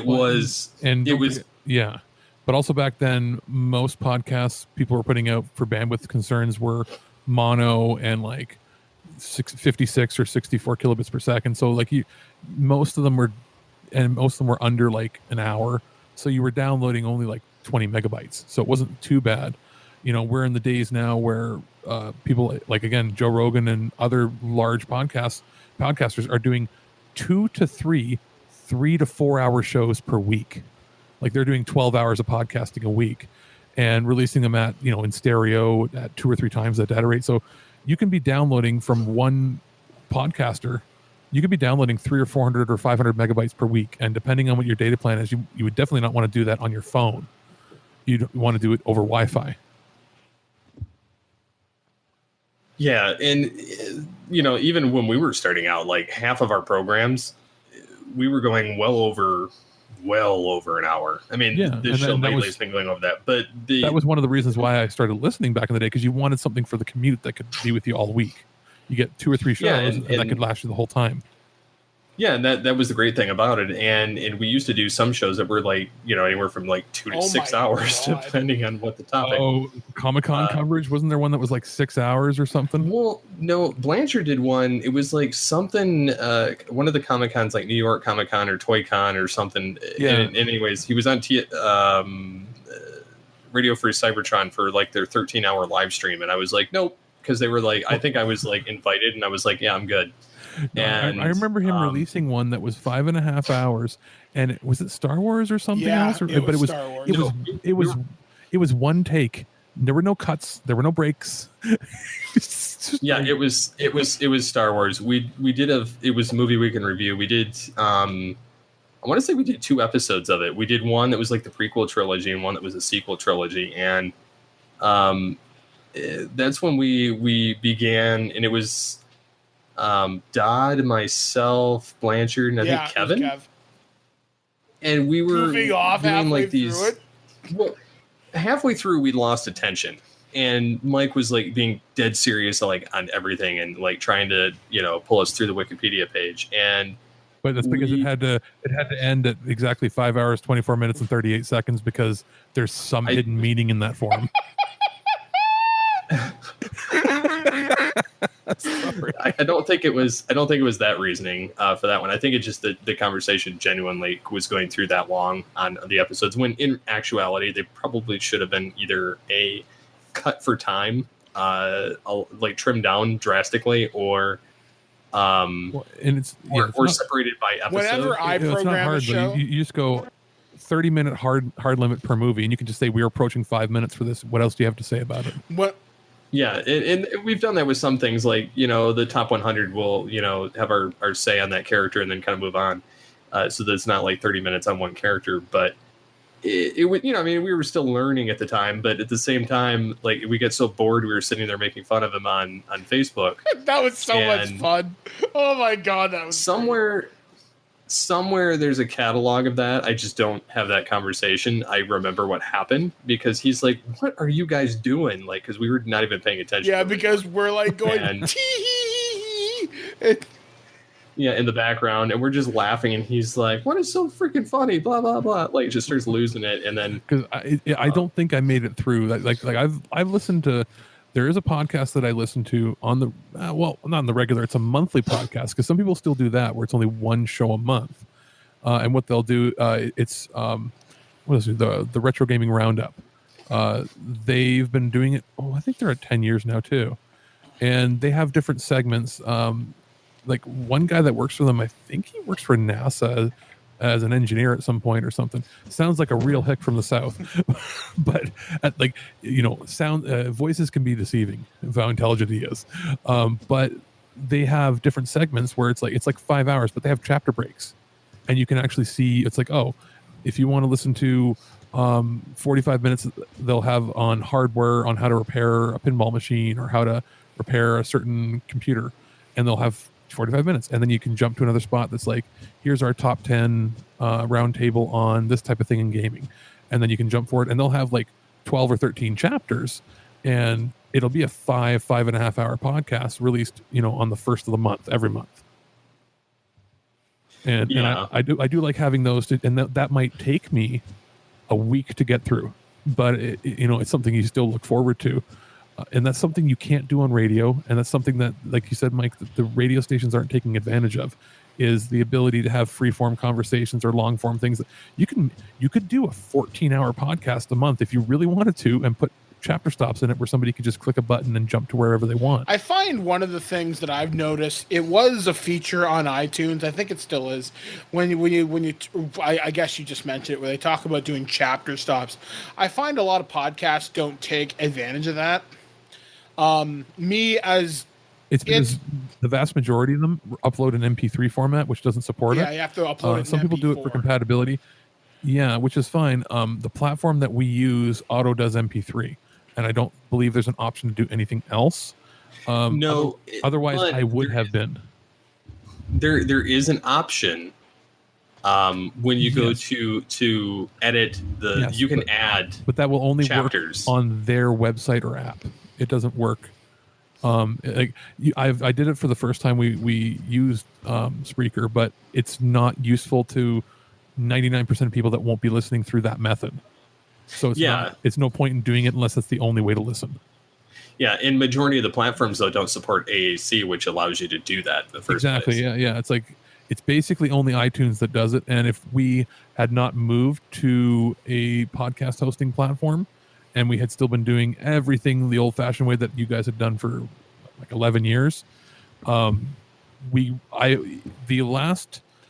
switched over, when Mike, when you were in the hospital and I was running stuff, I was doing everything in AAC, and I was putting chapter stops in, and we were hosting it on the site. So yeah, there is probably about 15 episodes that have chapter stops. And then when we switched over, it was like, this is a lot of work if it's only going to work on one platform. Yeah, and see, there was only one person on Geekcast Radio Network that ever did the AAC, and that was Michael Powers. And he did a few on off the cuff, and he was trying it out, kind of messing around with it. But at the same time, the amount of work that has to go into that compared to... I mean, granted, it's not that difficult if you're sitting there and taking timestamps of when the conversation switches ahead of time. And then you just kind of mark it in when you're doing the editing. But it's, again, majority of the platforms don't support it other than Apple. So it doesn't make sense. It would be nice if when you, like, if we did it through our hosting platform, and then if it would do it for like Spotify and all the other ones, if it had a generic thing where it could just let it know. The way around that I found is like that long retro gaming roundup that I listened to, which, by the way, I highly recommend it. I really like that. It's a couple British guys and an American that run it. What they've done is in their episode description, they actually have the timestamps, so you can manually go to it if for any platform that doesn't have, a quick jump to button. And our shows are generally speaking about an hour to an hour and a half long. There's no point in putting chapter stops for that. I find personally, I mean, this is coming from my background in radio, anything longer than an hour and a half, and you really risk tiring out the listener. But one thing you got to remember from that, Mike, is I'm willing to bet 75% or more people that don't listen to it in one fell swoop. Yeah, I mean, like I'm just coming at it from the broadcast point of view, not from the podcaster's point of view. Yeah, because if you look at a pure podcasting view, the top 10, 20 podcasts in the world are all generally 3 hours or longer. Yeah, which is to me nuts. I mean, the longest podcast I listen to is at most 2 hours, and that's Kevin Smith's Fat Man on Batman, because it never has a hard limit. Whereas Hollywood listen Babble, to Rogan, because Rogan stuff, you know, I don't always listen to like the fight companions because it's just them following a fight, but the guests that he has on, his range anywhere from 2 hours to 5 hours, and it literally is, where does the conversation go and how much time do they have? They've run out of time to talk, even though the conversation has been so good they wanted to go on longer. And that's the advantage of podcasting and that's why he's getting 50 million downloads plus a week. he's just a good interviewer. Like he knows how to pull the questions and the answers out of people. He'll have an expert on Bitcoin on, and then 2 days later he'll have a fighter on, and then 2 days later he'll have a comedian on, or he'll do one, and he'll get somebody on that was like just destroyed on Twitter over something that happened, and he'll get their end of the story from it, where maybe, you know, big media wouldn't touch the person with a 10-foot pole. He gives people a platform to speak, but he also is willing to call people out on their bullshit. So, you know, I think a lot of people have gone to using his style of podcast for when they're a celebrity, having people on, and that's led the length to be longer. The longer the length, the more spots you have to throw in ads as well. So you'll get these guys that have 4-hour podcasts, but the reason it's 4 hours instead of 2 hours is because they want to fit twice as many ads in. Or they'll be like, hey, it always sounds better if I have a 3-hour podcast that has 1 million listeners than a 2-hour podcast that does for potential like sponsorships and crap. And I think it's gotten a little too monetized, and it's that because of that it's become so competitive with it that like you don't even have like dynamic ad insertions for as many of those larger ones anymore, because they're just paying them straight up to read scripts. You know, the ad reads, and ad reads are cool. Some, you know, especially when it's like Rogan, that he can basically say whatever he wants. Or I listen to some of the wrestler ones, and I like it when they get the freedom to say their ad basically in their own words, and they can make it hilarious, especially if the company has a sense of humor. We'll let them, you know, run with it if they get a little vulgar. But too many other podcasts out there, they read it like they're reading a script, and you can tell that they're not interested. That's not good for the ad company. It's also not good for the listener, because they just know that they're being read. Oh, here's the ad I got to read. If you're gonna have ads, at least try to make, and they're not going to be, you know, dynamically inserted where you don't have control. At least try to make it sound natural or interesting. Another thing that's different about podcasting now, especially in 2019, is the overwhelming and frankly draining amount of Patreons that are out there now. I know me and Steve talked about this a while ago, and it's frankly exhausting. Like, I see a lot of YouTubers do it, which is fine. A lot of podcasters do it too, which is fine if that's how your listeners choose to support you. Here's what it comes down to. Some people, not everybody is going to make it. And I think people have a hard time accepting that, coming to terms with sometimes you're just never going to be good enough to make this your living the normal way. And they go to Patreon because they've seen people be successful, or they hope they're going to be like some people who can magically get money and not actually produce anything. And I think everybody knows who I'm talking about. There are people. Everybody knows at least one or two people that are like that. That they're just like, how are they still making money when they don't do anything? But that's the exception, not the norm. The norm is people get $1 or nothing. They'll do this Patreon, and and for that person giving them their $1, they'll have to give whatever it is. Like, it's one thing to take donations, have a donation button. Hey, help keep us running. That's one thing. It's another to expect random people to give you money direct for stuff that you should not expect money for. You shouldn't expect money for making videos or making audio. You should only expect money when you're working for a corporation that way. If you are so incredibly good and you have such an incredibly huge following, yes. But if you're somebody who's getting like 25 listeners, what business do you have having a Patreon? Yeah, I mean, it's not like it's a Joe Rogan or a Howard Stern or something like that. And he doesn't have that. They don't have that. Howard, They make. well, Joe Rogan has. Well, I mean, they say they have roughly 11 million listeners or whatever. It makes somewhere between it's 50 million a month. I think it is. Yeah, something like that. But the subscription model thing only works for bigger podcasters. It doesn't work for the small guy. It doesn't work for the one. Yeah, he doesn't even have like the subscription model either.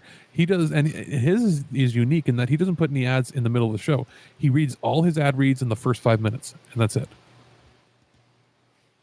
So you can get so huge that you can do that. The larger ones, they'll try to do the premium thing where it's like get some extra stuff here, or the worst ones are when they do like, let's have an interaction, ask us questions, but we'll only answer them on Patreon. Or they'll have ones where it's like where the main show, the show that they have out there in the public, is so riddled with ads. And I've listened to a few like ones that are like from, again, wrestling. I listen to a lot of like wrestling news ones where they're like every 3 to 4 minutes is an ad insert, and it'll be a 2-hour news podcast that has 25 ads, and they're like, if you want to get rid of the ads, pay us $4 a month. How about screw you, I'll never listen to you again. Yeah, there's let me see if I can find it. There's a company, it's called Supercast. I don't know if you've heard of them. Nope. Anyways, I just caught wind of this like earlier this week, and the funny thing is the joke on their website is enough with the MeUndies ads. But basically, it's a subscriber only content type thing for podcasters, much like Patreon, but without all the extra crap. But at the same time, like I think that this kind of plays into that whole subscription feed fatigue.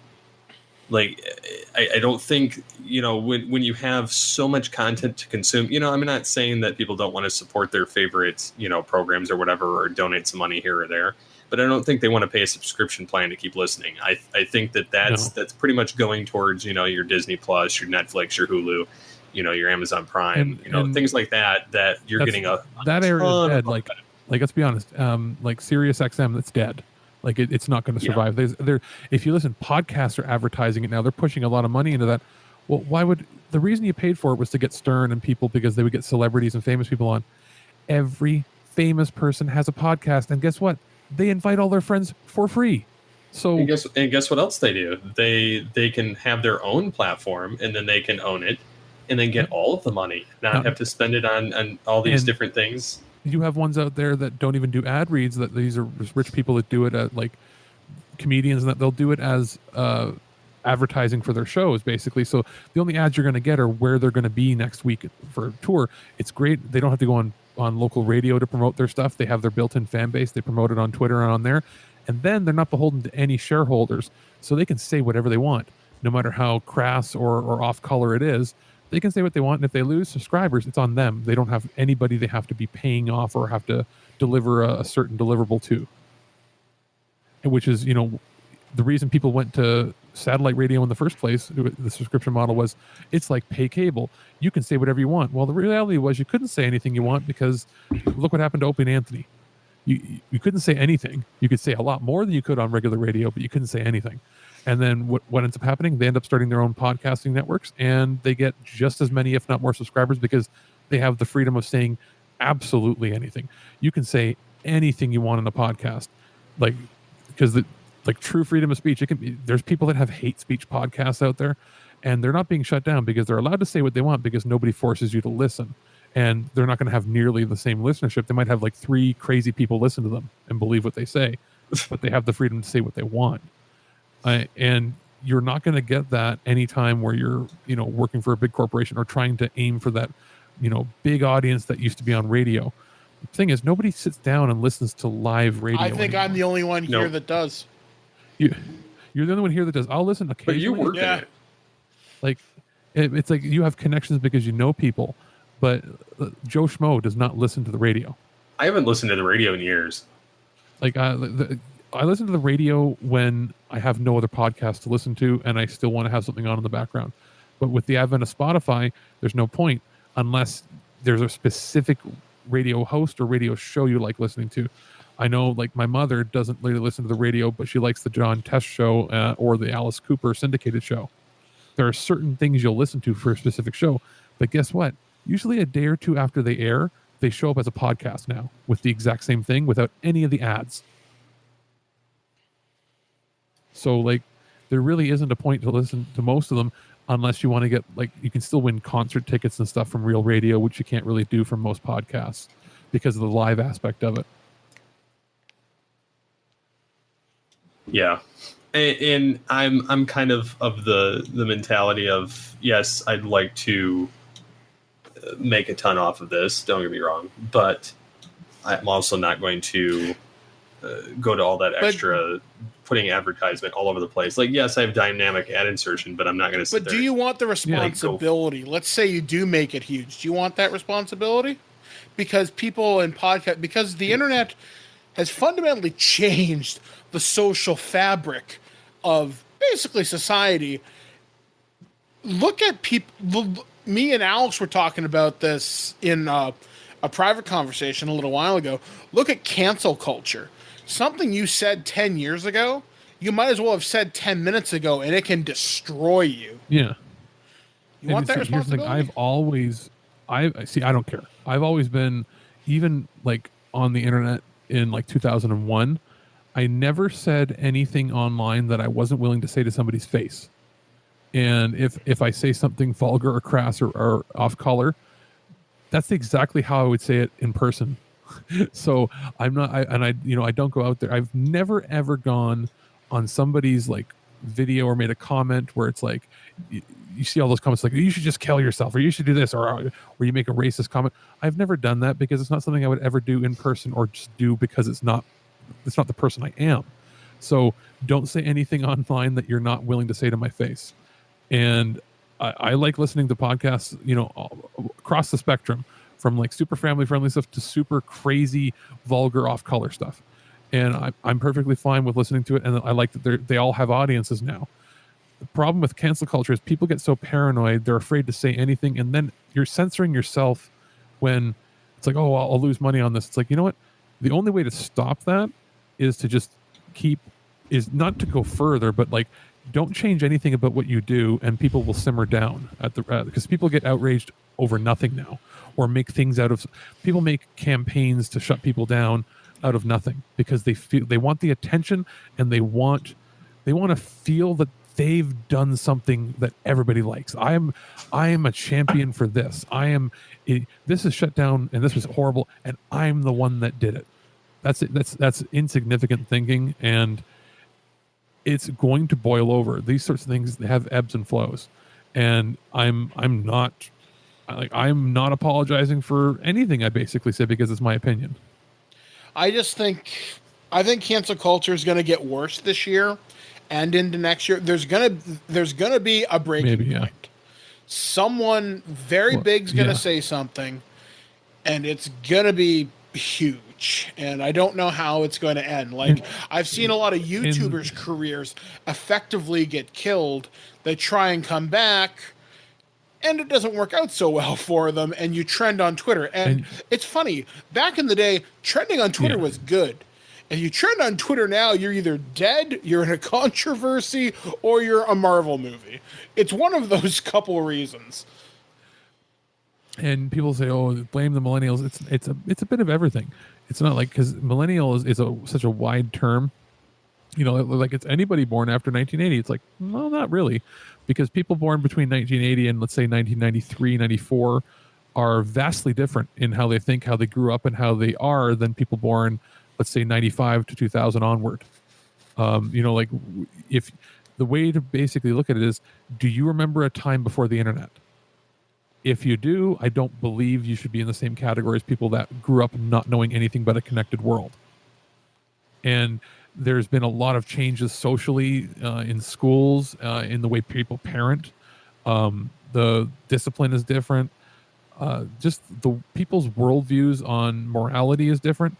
And everybody now, I feel is hypersensitive to everything, and it's part of it has been trained. Like, you do school shooting drills, you do these drills, you do sensitivity training, and it's almost like you've done to kids that are young so much over the top that they don't know how to function and how to let things slide off. Like, we all had to learn very young to either not get a thicker skin, not to accept when you like, not to accept bullying or anything, but you learn when to pick your fights and what's worth it. What, people don't measure what good will come of this, of what they say anymore when they try to tear somebody apart.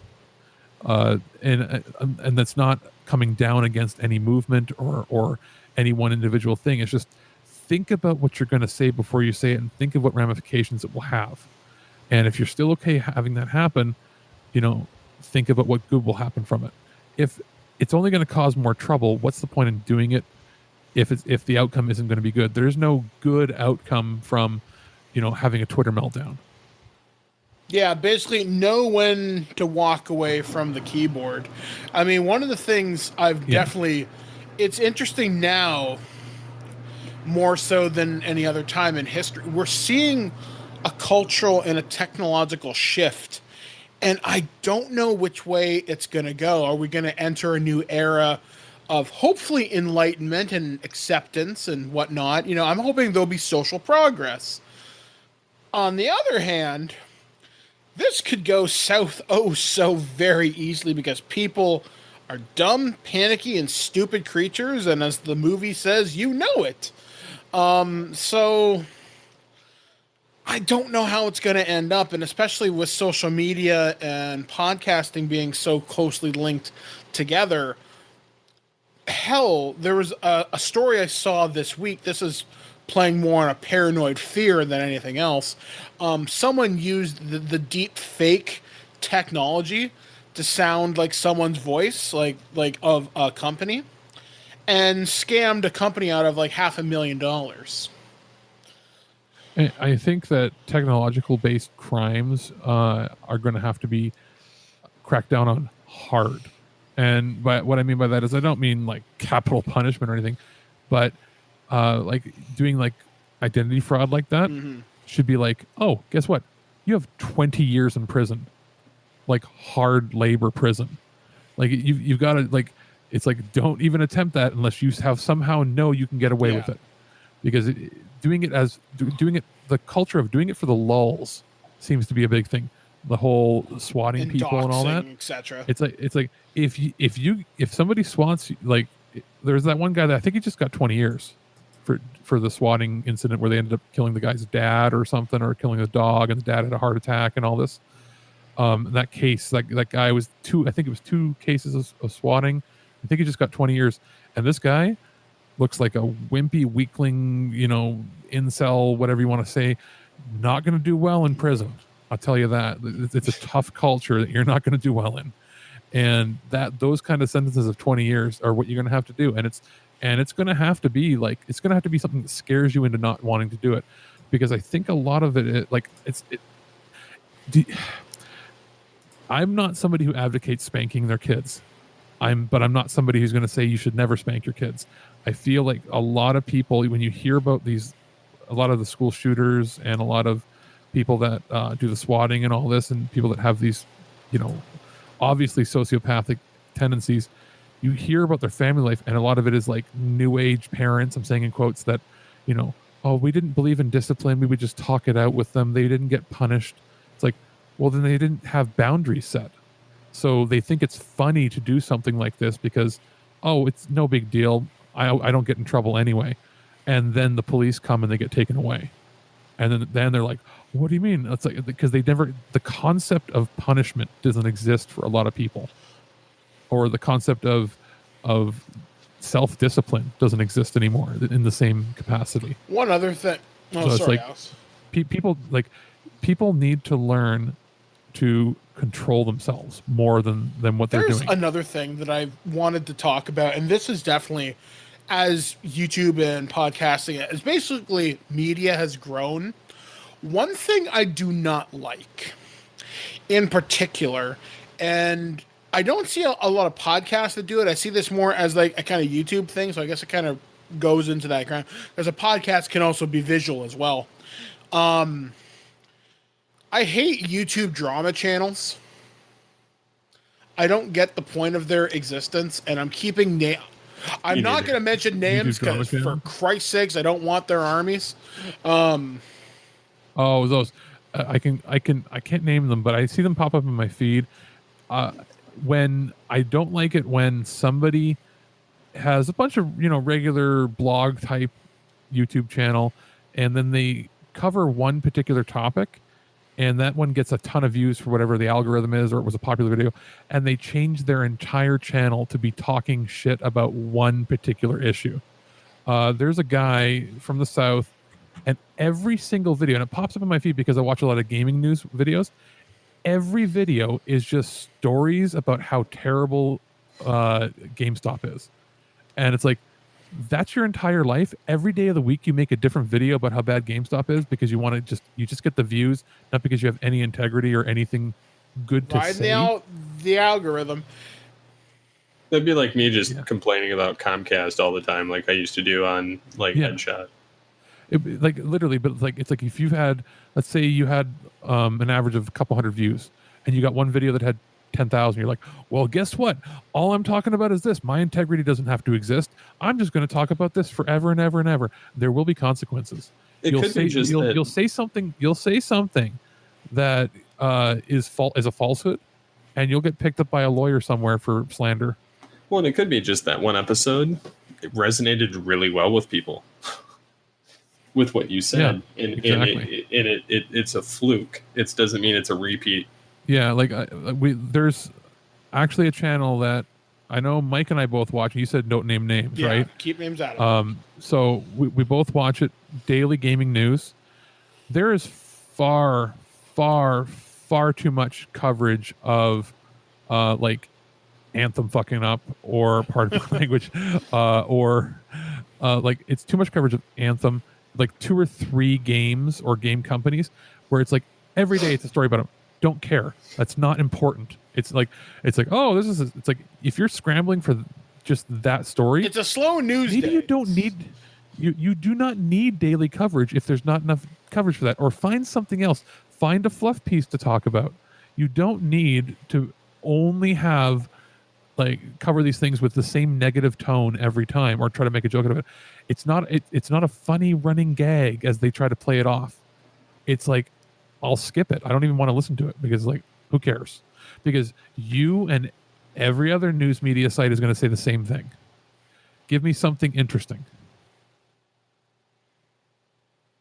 No, I totally agree. Like one of the things I don't like about YouTube drama channels is particularly how they make their living off of other people's misery. And when I got into podcasting, it wasn't like this. It really wasn't. And some of the biggest YouTube drama channels have their fan bases can be quite rabid, quite ravenous, and they're willing to dox you. They're willing to swat you. As Alex so succinctly put it, for the lulz, they'll do it. You know where you can really trace a lot of this too? About when the rise of like AVGN and that guy with the glasses, all the reviewers that were copying that mold, when channels started popping up where they would just review the reviewers, I was like, well, that it's not meta or funny. It's like, that's boring. When you're having somebody whose entire channel is aggregating other reviewers and then critiquing their personal lives or trying to dig in and say this person's better than that person, or that person copied that person, drumming up controversy that isn't there, doesn't need to be there, your content is invalid and doesn't need to exist. But the problem was that then spawned all these drama channels into other categories, and you can trace that back about 10 years or so. And Alex kind of brings up an interesting point there too, where you talk about critiquing the creators. There are far too many people in this industry that have got a friggin' ego, and there are far too many enemies. There are far too many people that have just made content creation miserable for one another. Like, obviously, there is competition, and a healthy competition's a good thing, but it's gotten to the point where it's miserable out there at times. And I know it's hard to get noticed as a small person, but like I said earlier in this conversation, do you really want to... We call those midgets. We don't call them small persons. Or is it the other way around? Sorry. It's like, I don't know, like, is it worth the public pressure? Because if you do, quote unquote, make it on the internet, you're now held to a ridiculous standard, which is really, really strange. Like, me, I think I talked about this again with Alice. I think we were talking about this privately. This isn't the internet of 2004 or 1999 or even 1997. No, there were very distinct eras. That you had the bulletin board, college, and like university system from like 85 to 90, and then you had proto internet, and that sort of trickled into about 93. Then you have what I would call baby internet, which was the Wild West from about 92 to 97, maybe 98, where it was like truly the Wild West. Like, because by 98, 99, like there wasn't a piece of software in existence that you couldn't just grab off of the Whereas sites. Oh man, I forgot right? about those. And some of those sites still exist, and people don't take them down because they forget about them. But like, you used to be able to, before the days of torrenting and everything, you would just go to one of those sites, and sometimes they had viruses, sometimes they didn't, but you could just grab anything you wanted there. It was the wild, wild west. There was no PayPal. There was no, you wanted to pay with a credit card? Sure. It's probably going to get stolen. Like literally before or Amazon eBay. And before eBay, and even eBay. Do you remember back then when eBay would let you pay, and then it would have a button that says arrange payment, and arrange payment could mean mail them or cash. check. Yeah, or in Canada until like 2004, you could use Canadian Tire money and mail it in an envelope, which was like, which Canadian Tire money, for Steve and the American listeners, Canadian Tire is like a hardware slash I don't know, it's like you buy your bicycles there, you can buy camping gear, and you can buy barbecues. It's like a more specialized Target. It's like, yeah, it's like a hardware store slash outdoorsman store. Well, and it's really popular, and they have their own gas stations and everything. Well, when you pay, you get like 5% of 5% of your bill you get back in these dollar bills from them that are like 5-cent pennies or nickels. So it was basically like a loyalty program, and people sometimes would hold on to like $40-50 worth and use it for something. Well, you could use that as a form of payment. That was a legal version of payment on eBay until they universally went with using PayPal for everything. So like it was the Wild West, and there was craziness going on. And then around 99, we get high-speed internet pretty much across Canada from Rogers. And I don't even know if Bell was offering it. I think Bell was still Bell just... Bell had DSL. But did they have DSL in 99? Okay, well, I had a friend who had Rogers internet, which was 3 megabit service. 3 megabit, insanely fast compared to 56K. Like, you could download an entire Super Nintendo game in 1 second, whereas it would take 25 minutes to download, a ROM file back then, which back then no kids even really knew. Like, you didn't know if it was illegal. It was on a website. You could just click it, download it, and it was in that gray area anyway, where it's like, I'm playing a backed up game. So like, there was a sense of wonder and discovery from 98 to 2001, I would say, maybe 98 to 2001, where the search engine war was still happening, where not like Google didn't find everything. You had to have web crawler. Well, you or if you were smart, you used web crawler, where it would use like 10 or 15 search engines to find your results. It would cross-reference them, and it would take you like 2 or 3 minutes just to get your results sometimes if it was a large enough search. You had the free internet wars through NetZero, Excite, everybody, where you could get like, oh, this one has 20 hours a month of free internet. And you'd download 10 or 15 different installers, and you'd have 10 or 15 different companies, and you'd be like, okay, well, Monday, Tuesday, Wednesday, I'm going to use this free internet. Thursday, Friday, Saturday, I'll use this one. And you would cycle through for the month whoever you could give you the most internet for free. And, that was Net Zero was the last one. They're the only one that survived. And even then they eventually died. So like if you grew up in that time period, you were pioneers of, what became the truly connected internet. And web forums were still there. IRC has been around since the 80s. So there are still things. It wasn't really until, remember when Web 2.0 was being touted as the new thing? Around 2001, 2002.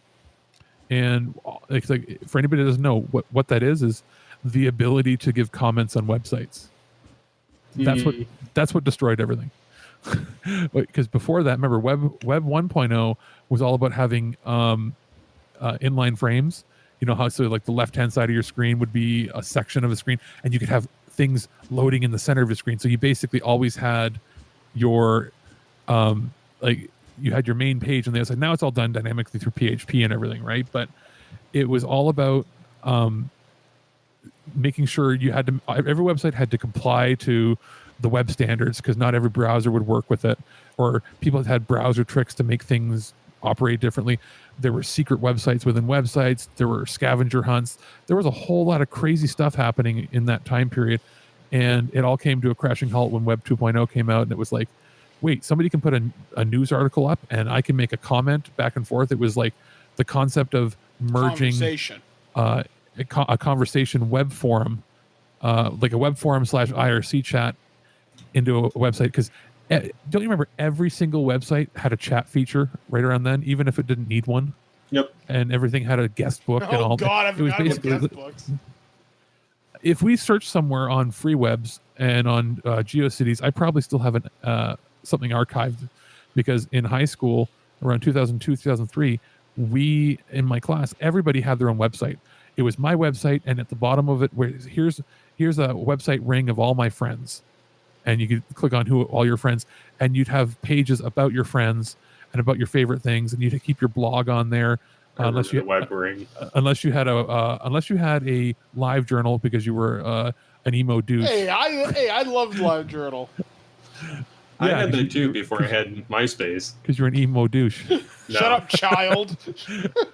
Yeah. Like, and I mean, I didn't have ICQ because I was young. I had ICQ. But you can pinpoint when everything went to crap. You never really heard about high school kids having suicides or major crazy depression where they had to leave school, or crazy bullying, until the advent of two applications, Yahoo and Microsoft Messenger. Once they came out, and once everybody was sharing, they were in group chats with everybody, the anonymity of being able to just poke fun at somebody online instantly started to happen. And it wasn't until you can interact that way, because when you had to make your own website, you only really gave the link to your friends. And it would sometimes be on there if you had a fan site for something. But even then, it took a lot more effort to go and like write something on your guest book than it did to instantly send you a message trolling you.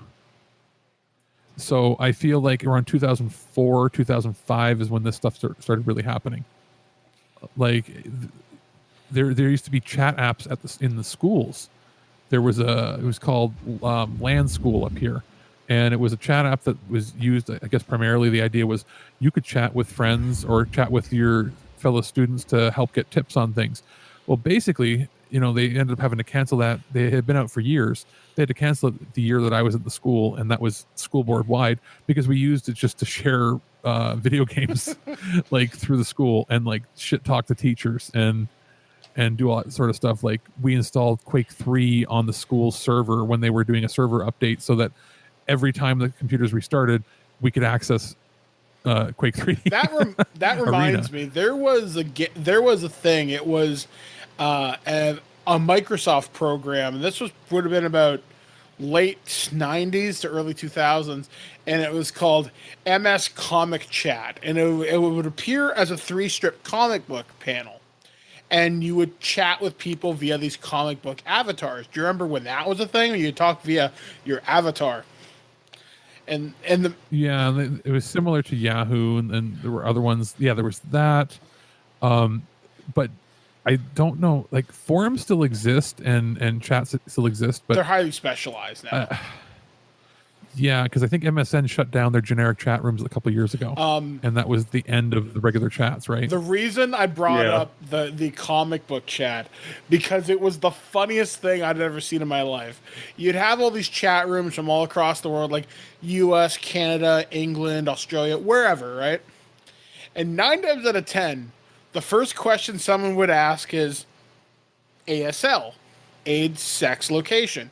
Okay, fine, that's pretty standard. The amount of times people would immediately start in the cybering or sexting was hilarious. It would always be broken English. So you'd end up with the most unintentionally hilarious sexy talk. And I remember killing myself laughing because I would troll these people. And that was a thing. Like if you looked, and it was like that even until like MSN and everything stopped. The vast majority of people sexting were over in like the Middle East and Europe, trying to contact people in the States and Canada.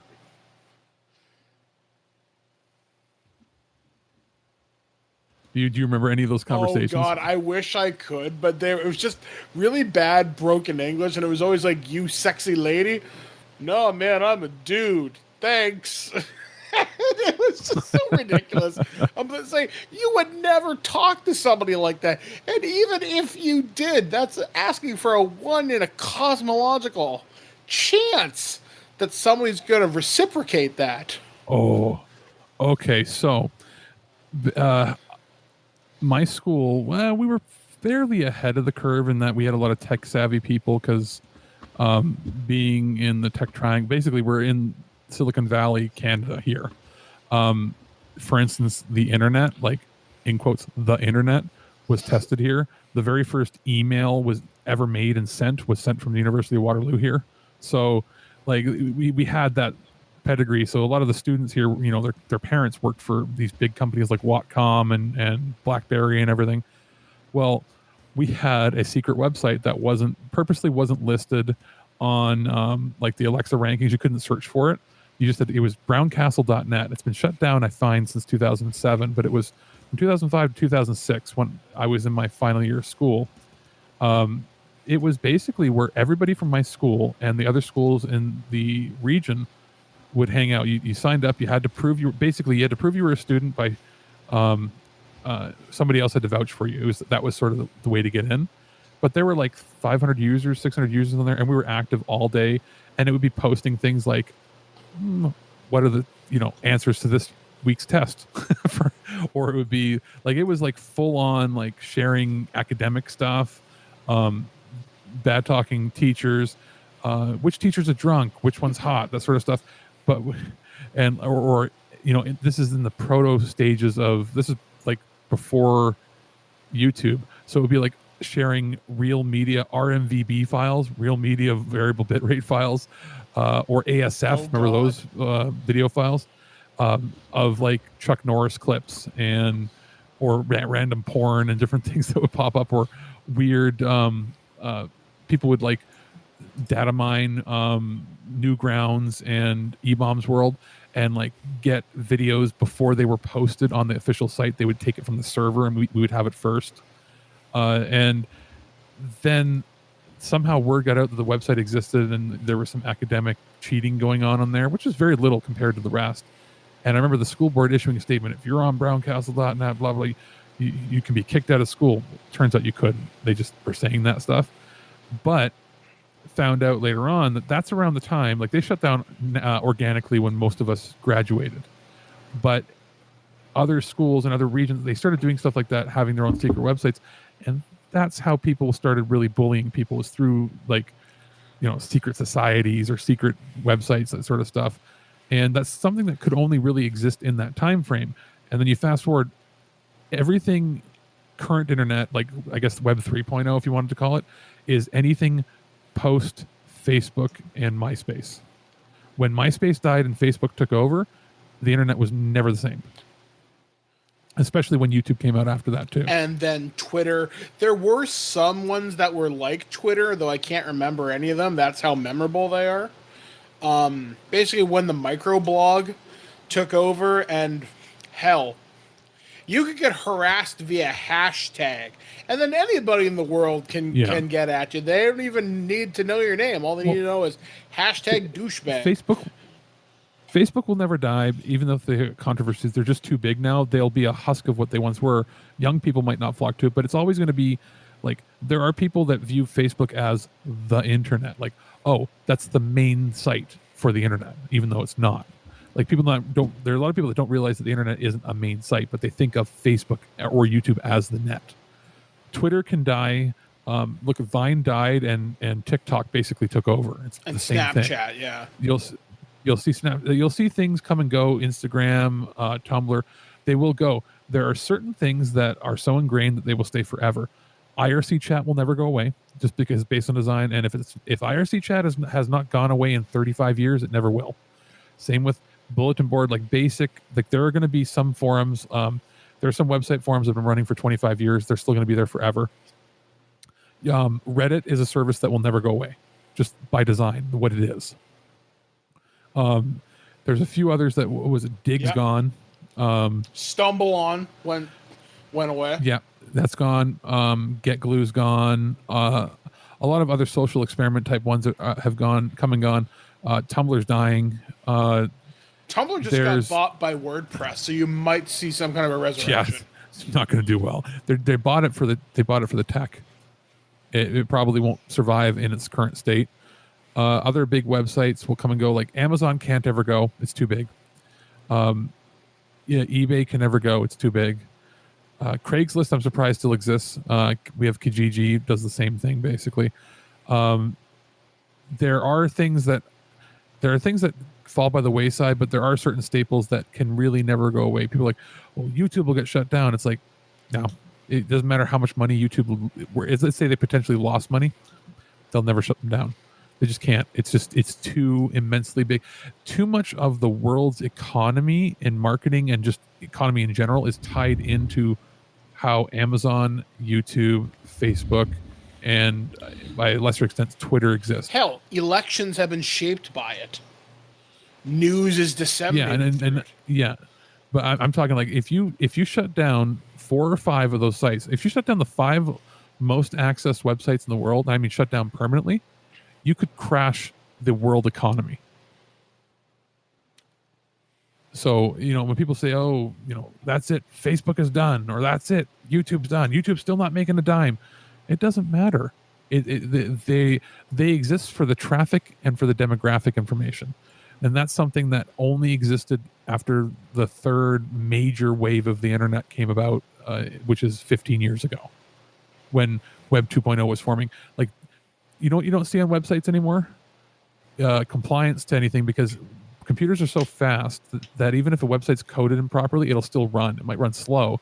But do you remember back in the day, Steve, going to websites and being like, this little badge at the bottom, this website is proudly adheres to the XHTML standard. And they would have, or it would be like, the W3C. W3C, XHTML. And that's what we learned in school. If you were taking web design, it was HTML 3, 4, like, well, HTML5, don't bother with that. That's too much of a loose standard. Yeah, I'm actually certified in HTML 4.1. Yep, and I'm certified in XHTML 1.1 strict. And then you had to have you were told every good website should have an indicator of what is on the site. So it'd be like, there'd be a CSS flag, there'd be an XHTML, DHTML for dynamic pages. The only ones that still use it are educational sites that have, what was that standard that was for screenwriting, where it would have like script writing on the screen and pen support. It's another one from W3C, but like if you go to a website that is from one of those that adheres to one of those strict standards, it loads instantly and uses like no RAM. But web design programs and everything now, everything that we were told not to do in school is what's done now. It's all about how the website looks, not how it functions. And I feel like we're getting to an age where if they keep down this path with poorly coded PHP sites and all this crap, we're going to get to a point where it feels like this dystopic future where like ads pop up everywhere and nothing works. Like when you looked at the 90s and they showed like visions of the future, and like you go to a website and there's like a bazillion ads all over it. That's what we're at now. it's almost like the internet has been degrading back to GeoCities level in the last Pretty 10 years. much. Pretty much. Especially if they're not using like HTML5 or WordPress. Yeah. And I mean, HTML5 is now like, 10, 12 years ago, it was like, oh God, that's it's too loosey-goosey. Web computers can't run it. Well, computers couldn't run the dynamic content when we were all in school and using Pentium 1s and Pentium 2s. And Pentium 3s were meant for like the Pentium 3s and 4s were only used in like the art classes. When you consider that your phone is like 100 times faster than the computers you use in school. But HTML5 does give you the option to use like completely open source videos. Like everything on there's free. There's no paid licenses. It's just everybody tries to copy every website. So every website looks the same now. I can't stand when you go to news websites and there's like 500,000 ads before you can even get to the comment section, if they even have one. Or they all use what was it Discuss or whatever Discuss, that plugin? Yeah. Yes. And garbage. It bogs down slow, And it's so hackable and vulnerable. And you have to use your real name, which I understand the idea of using your real name, but everything is connect through Facebook, connect through Twitter, connect through this, so that's why I was saying that everything is so tied together in Web 3.0. It's like you're basically tied into 5 different accounts, either your Apple account, your Google account, your Facebook account, your Twitter account, or magically you can maybe use your actual email. Yep. So yes, that's the end of my rant on the internet.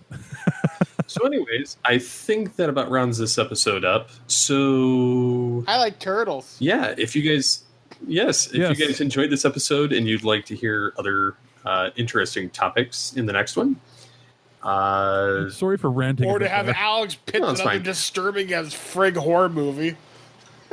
Well, I didn't even pass. I didn't go into every detail because you wanted to keep it thankfully. fairly clean. Fairly clean, that's your idea? Oh, it involved a lot more. I'll tell you off air. Oh, God. So anyways, thank you as always for listening to Altered Geek. I've been your host, Steve Phillips, along with Mike the Birdman Dodd and Alex.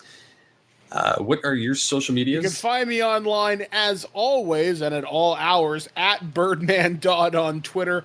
I'm also available on Facebook, or Mike at thisweekingeek.net if you prefer email, like that old communication style. So yeah, look for me and my hovergraph full of eels. Indeed. And you can find me on all those websites I was talking about, like Facebook and everything. But it's email is alex at thisweekingeek.net. Same if you use the feedback one, it can go to either of us if we wanted it to. Twitter, I am Deathphase Twig, or you can just use the This Week in Geek. Both of us will monitor that. Since you're not using it anymore, should I just go by Alex Megatron just to really screw people's minds up? And okay. Next time we do this and we have Blanchard on, introduce me as Alex Megatron and see what he says. Or you could go TFG on Alex. TFG, yeah.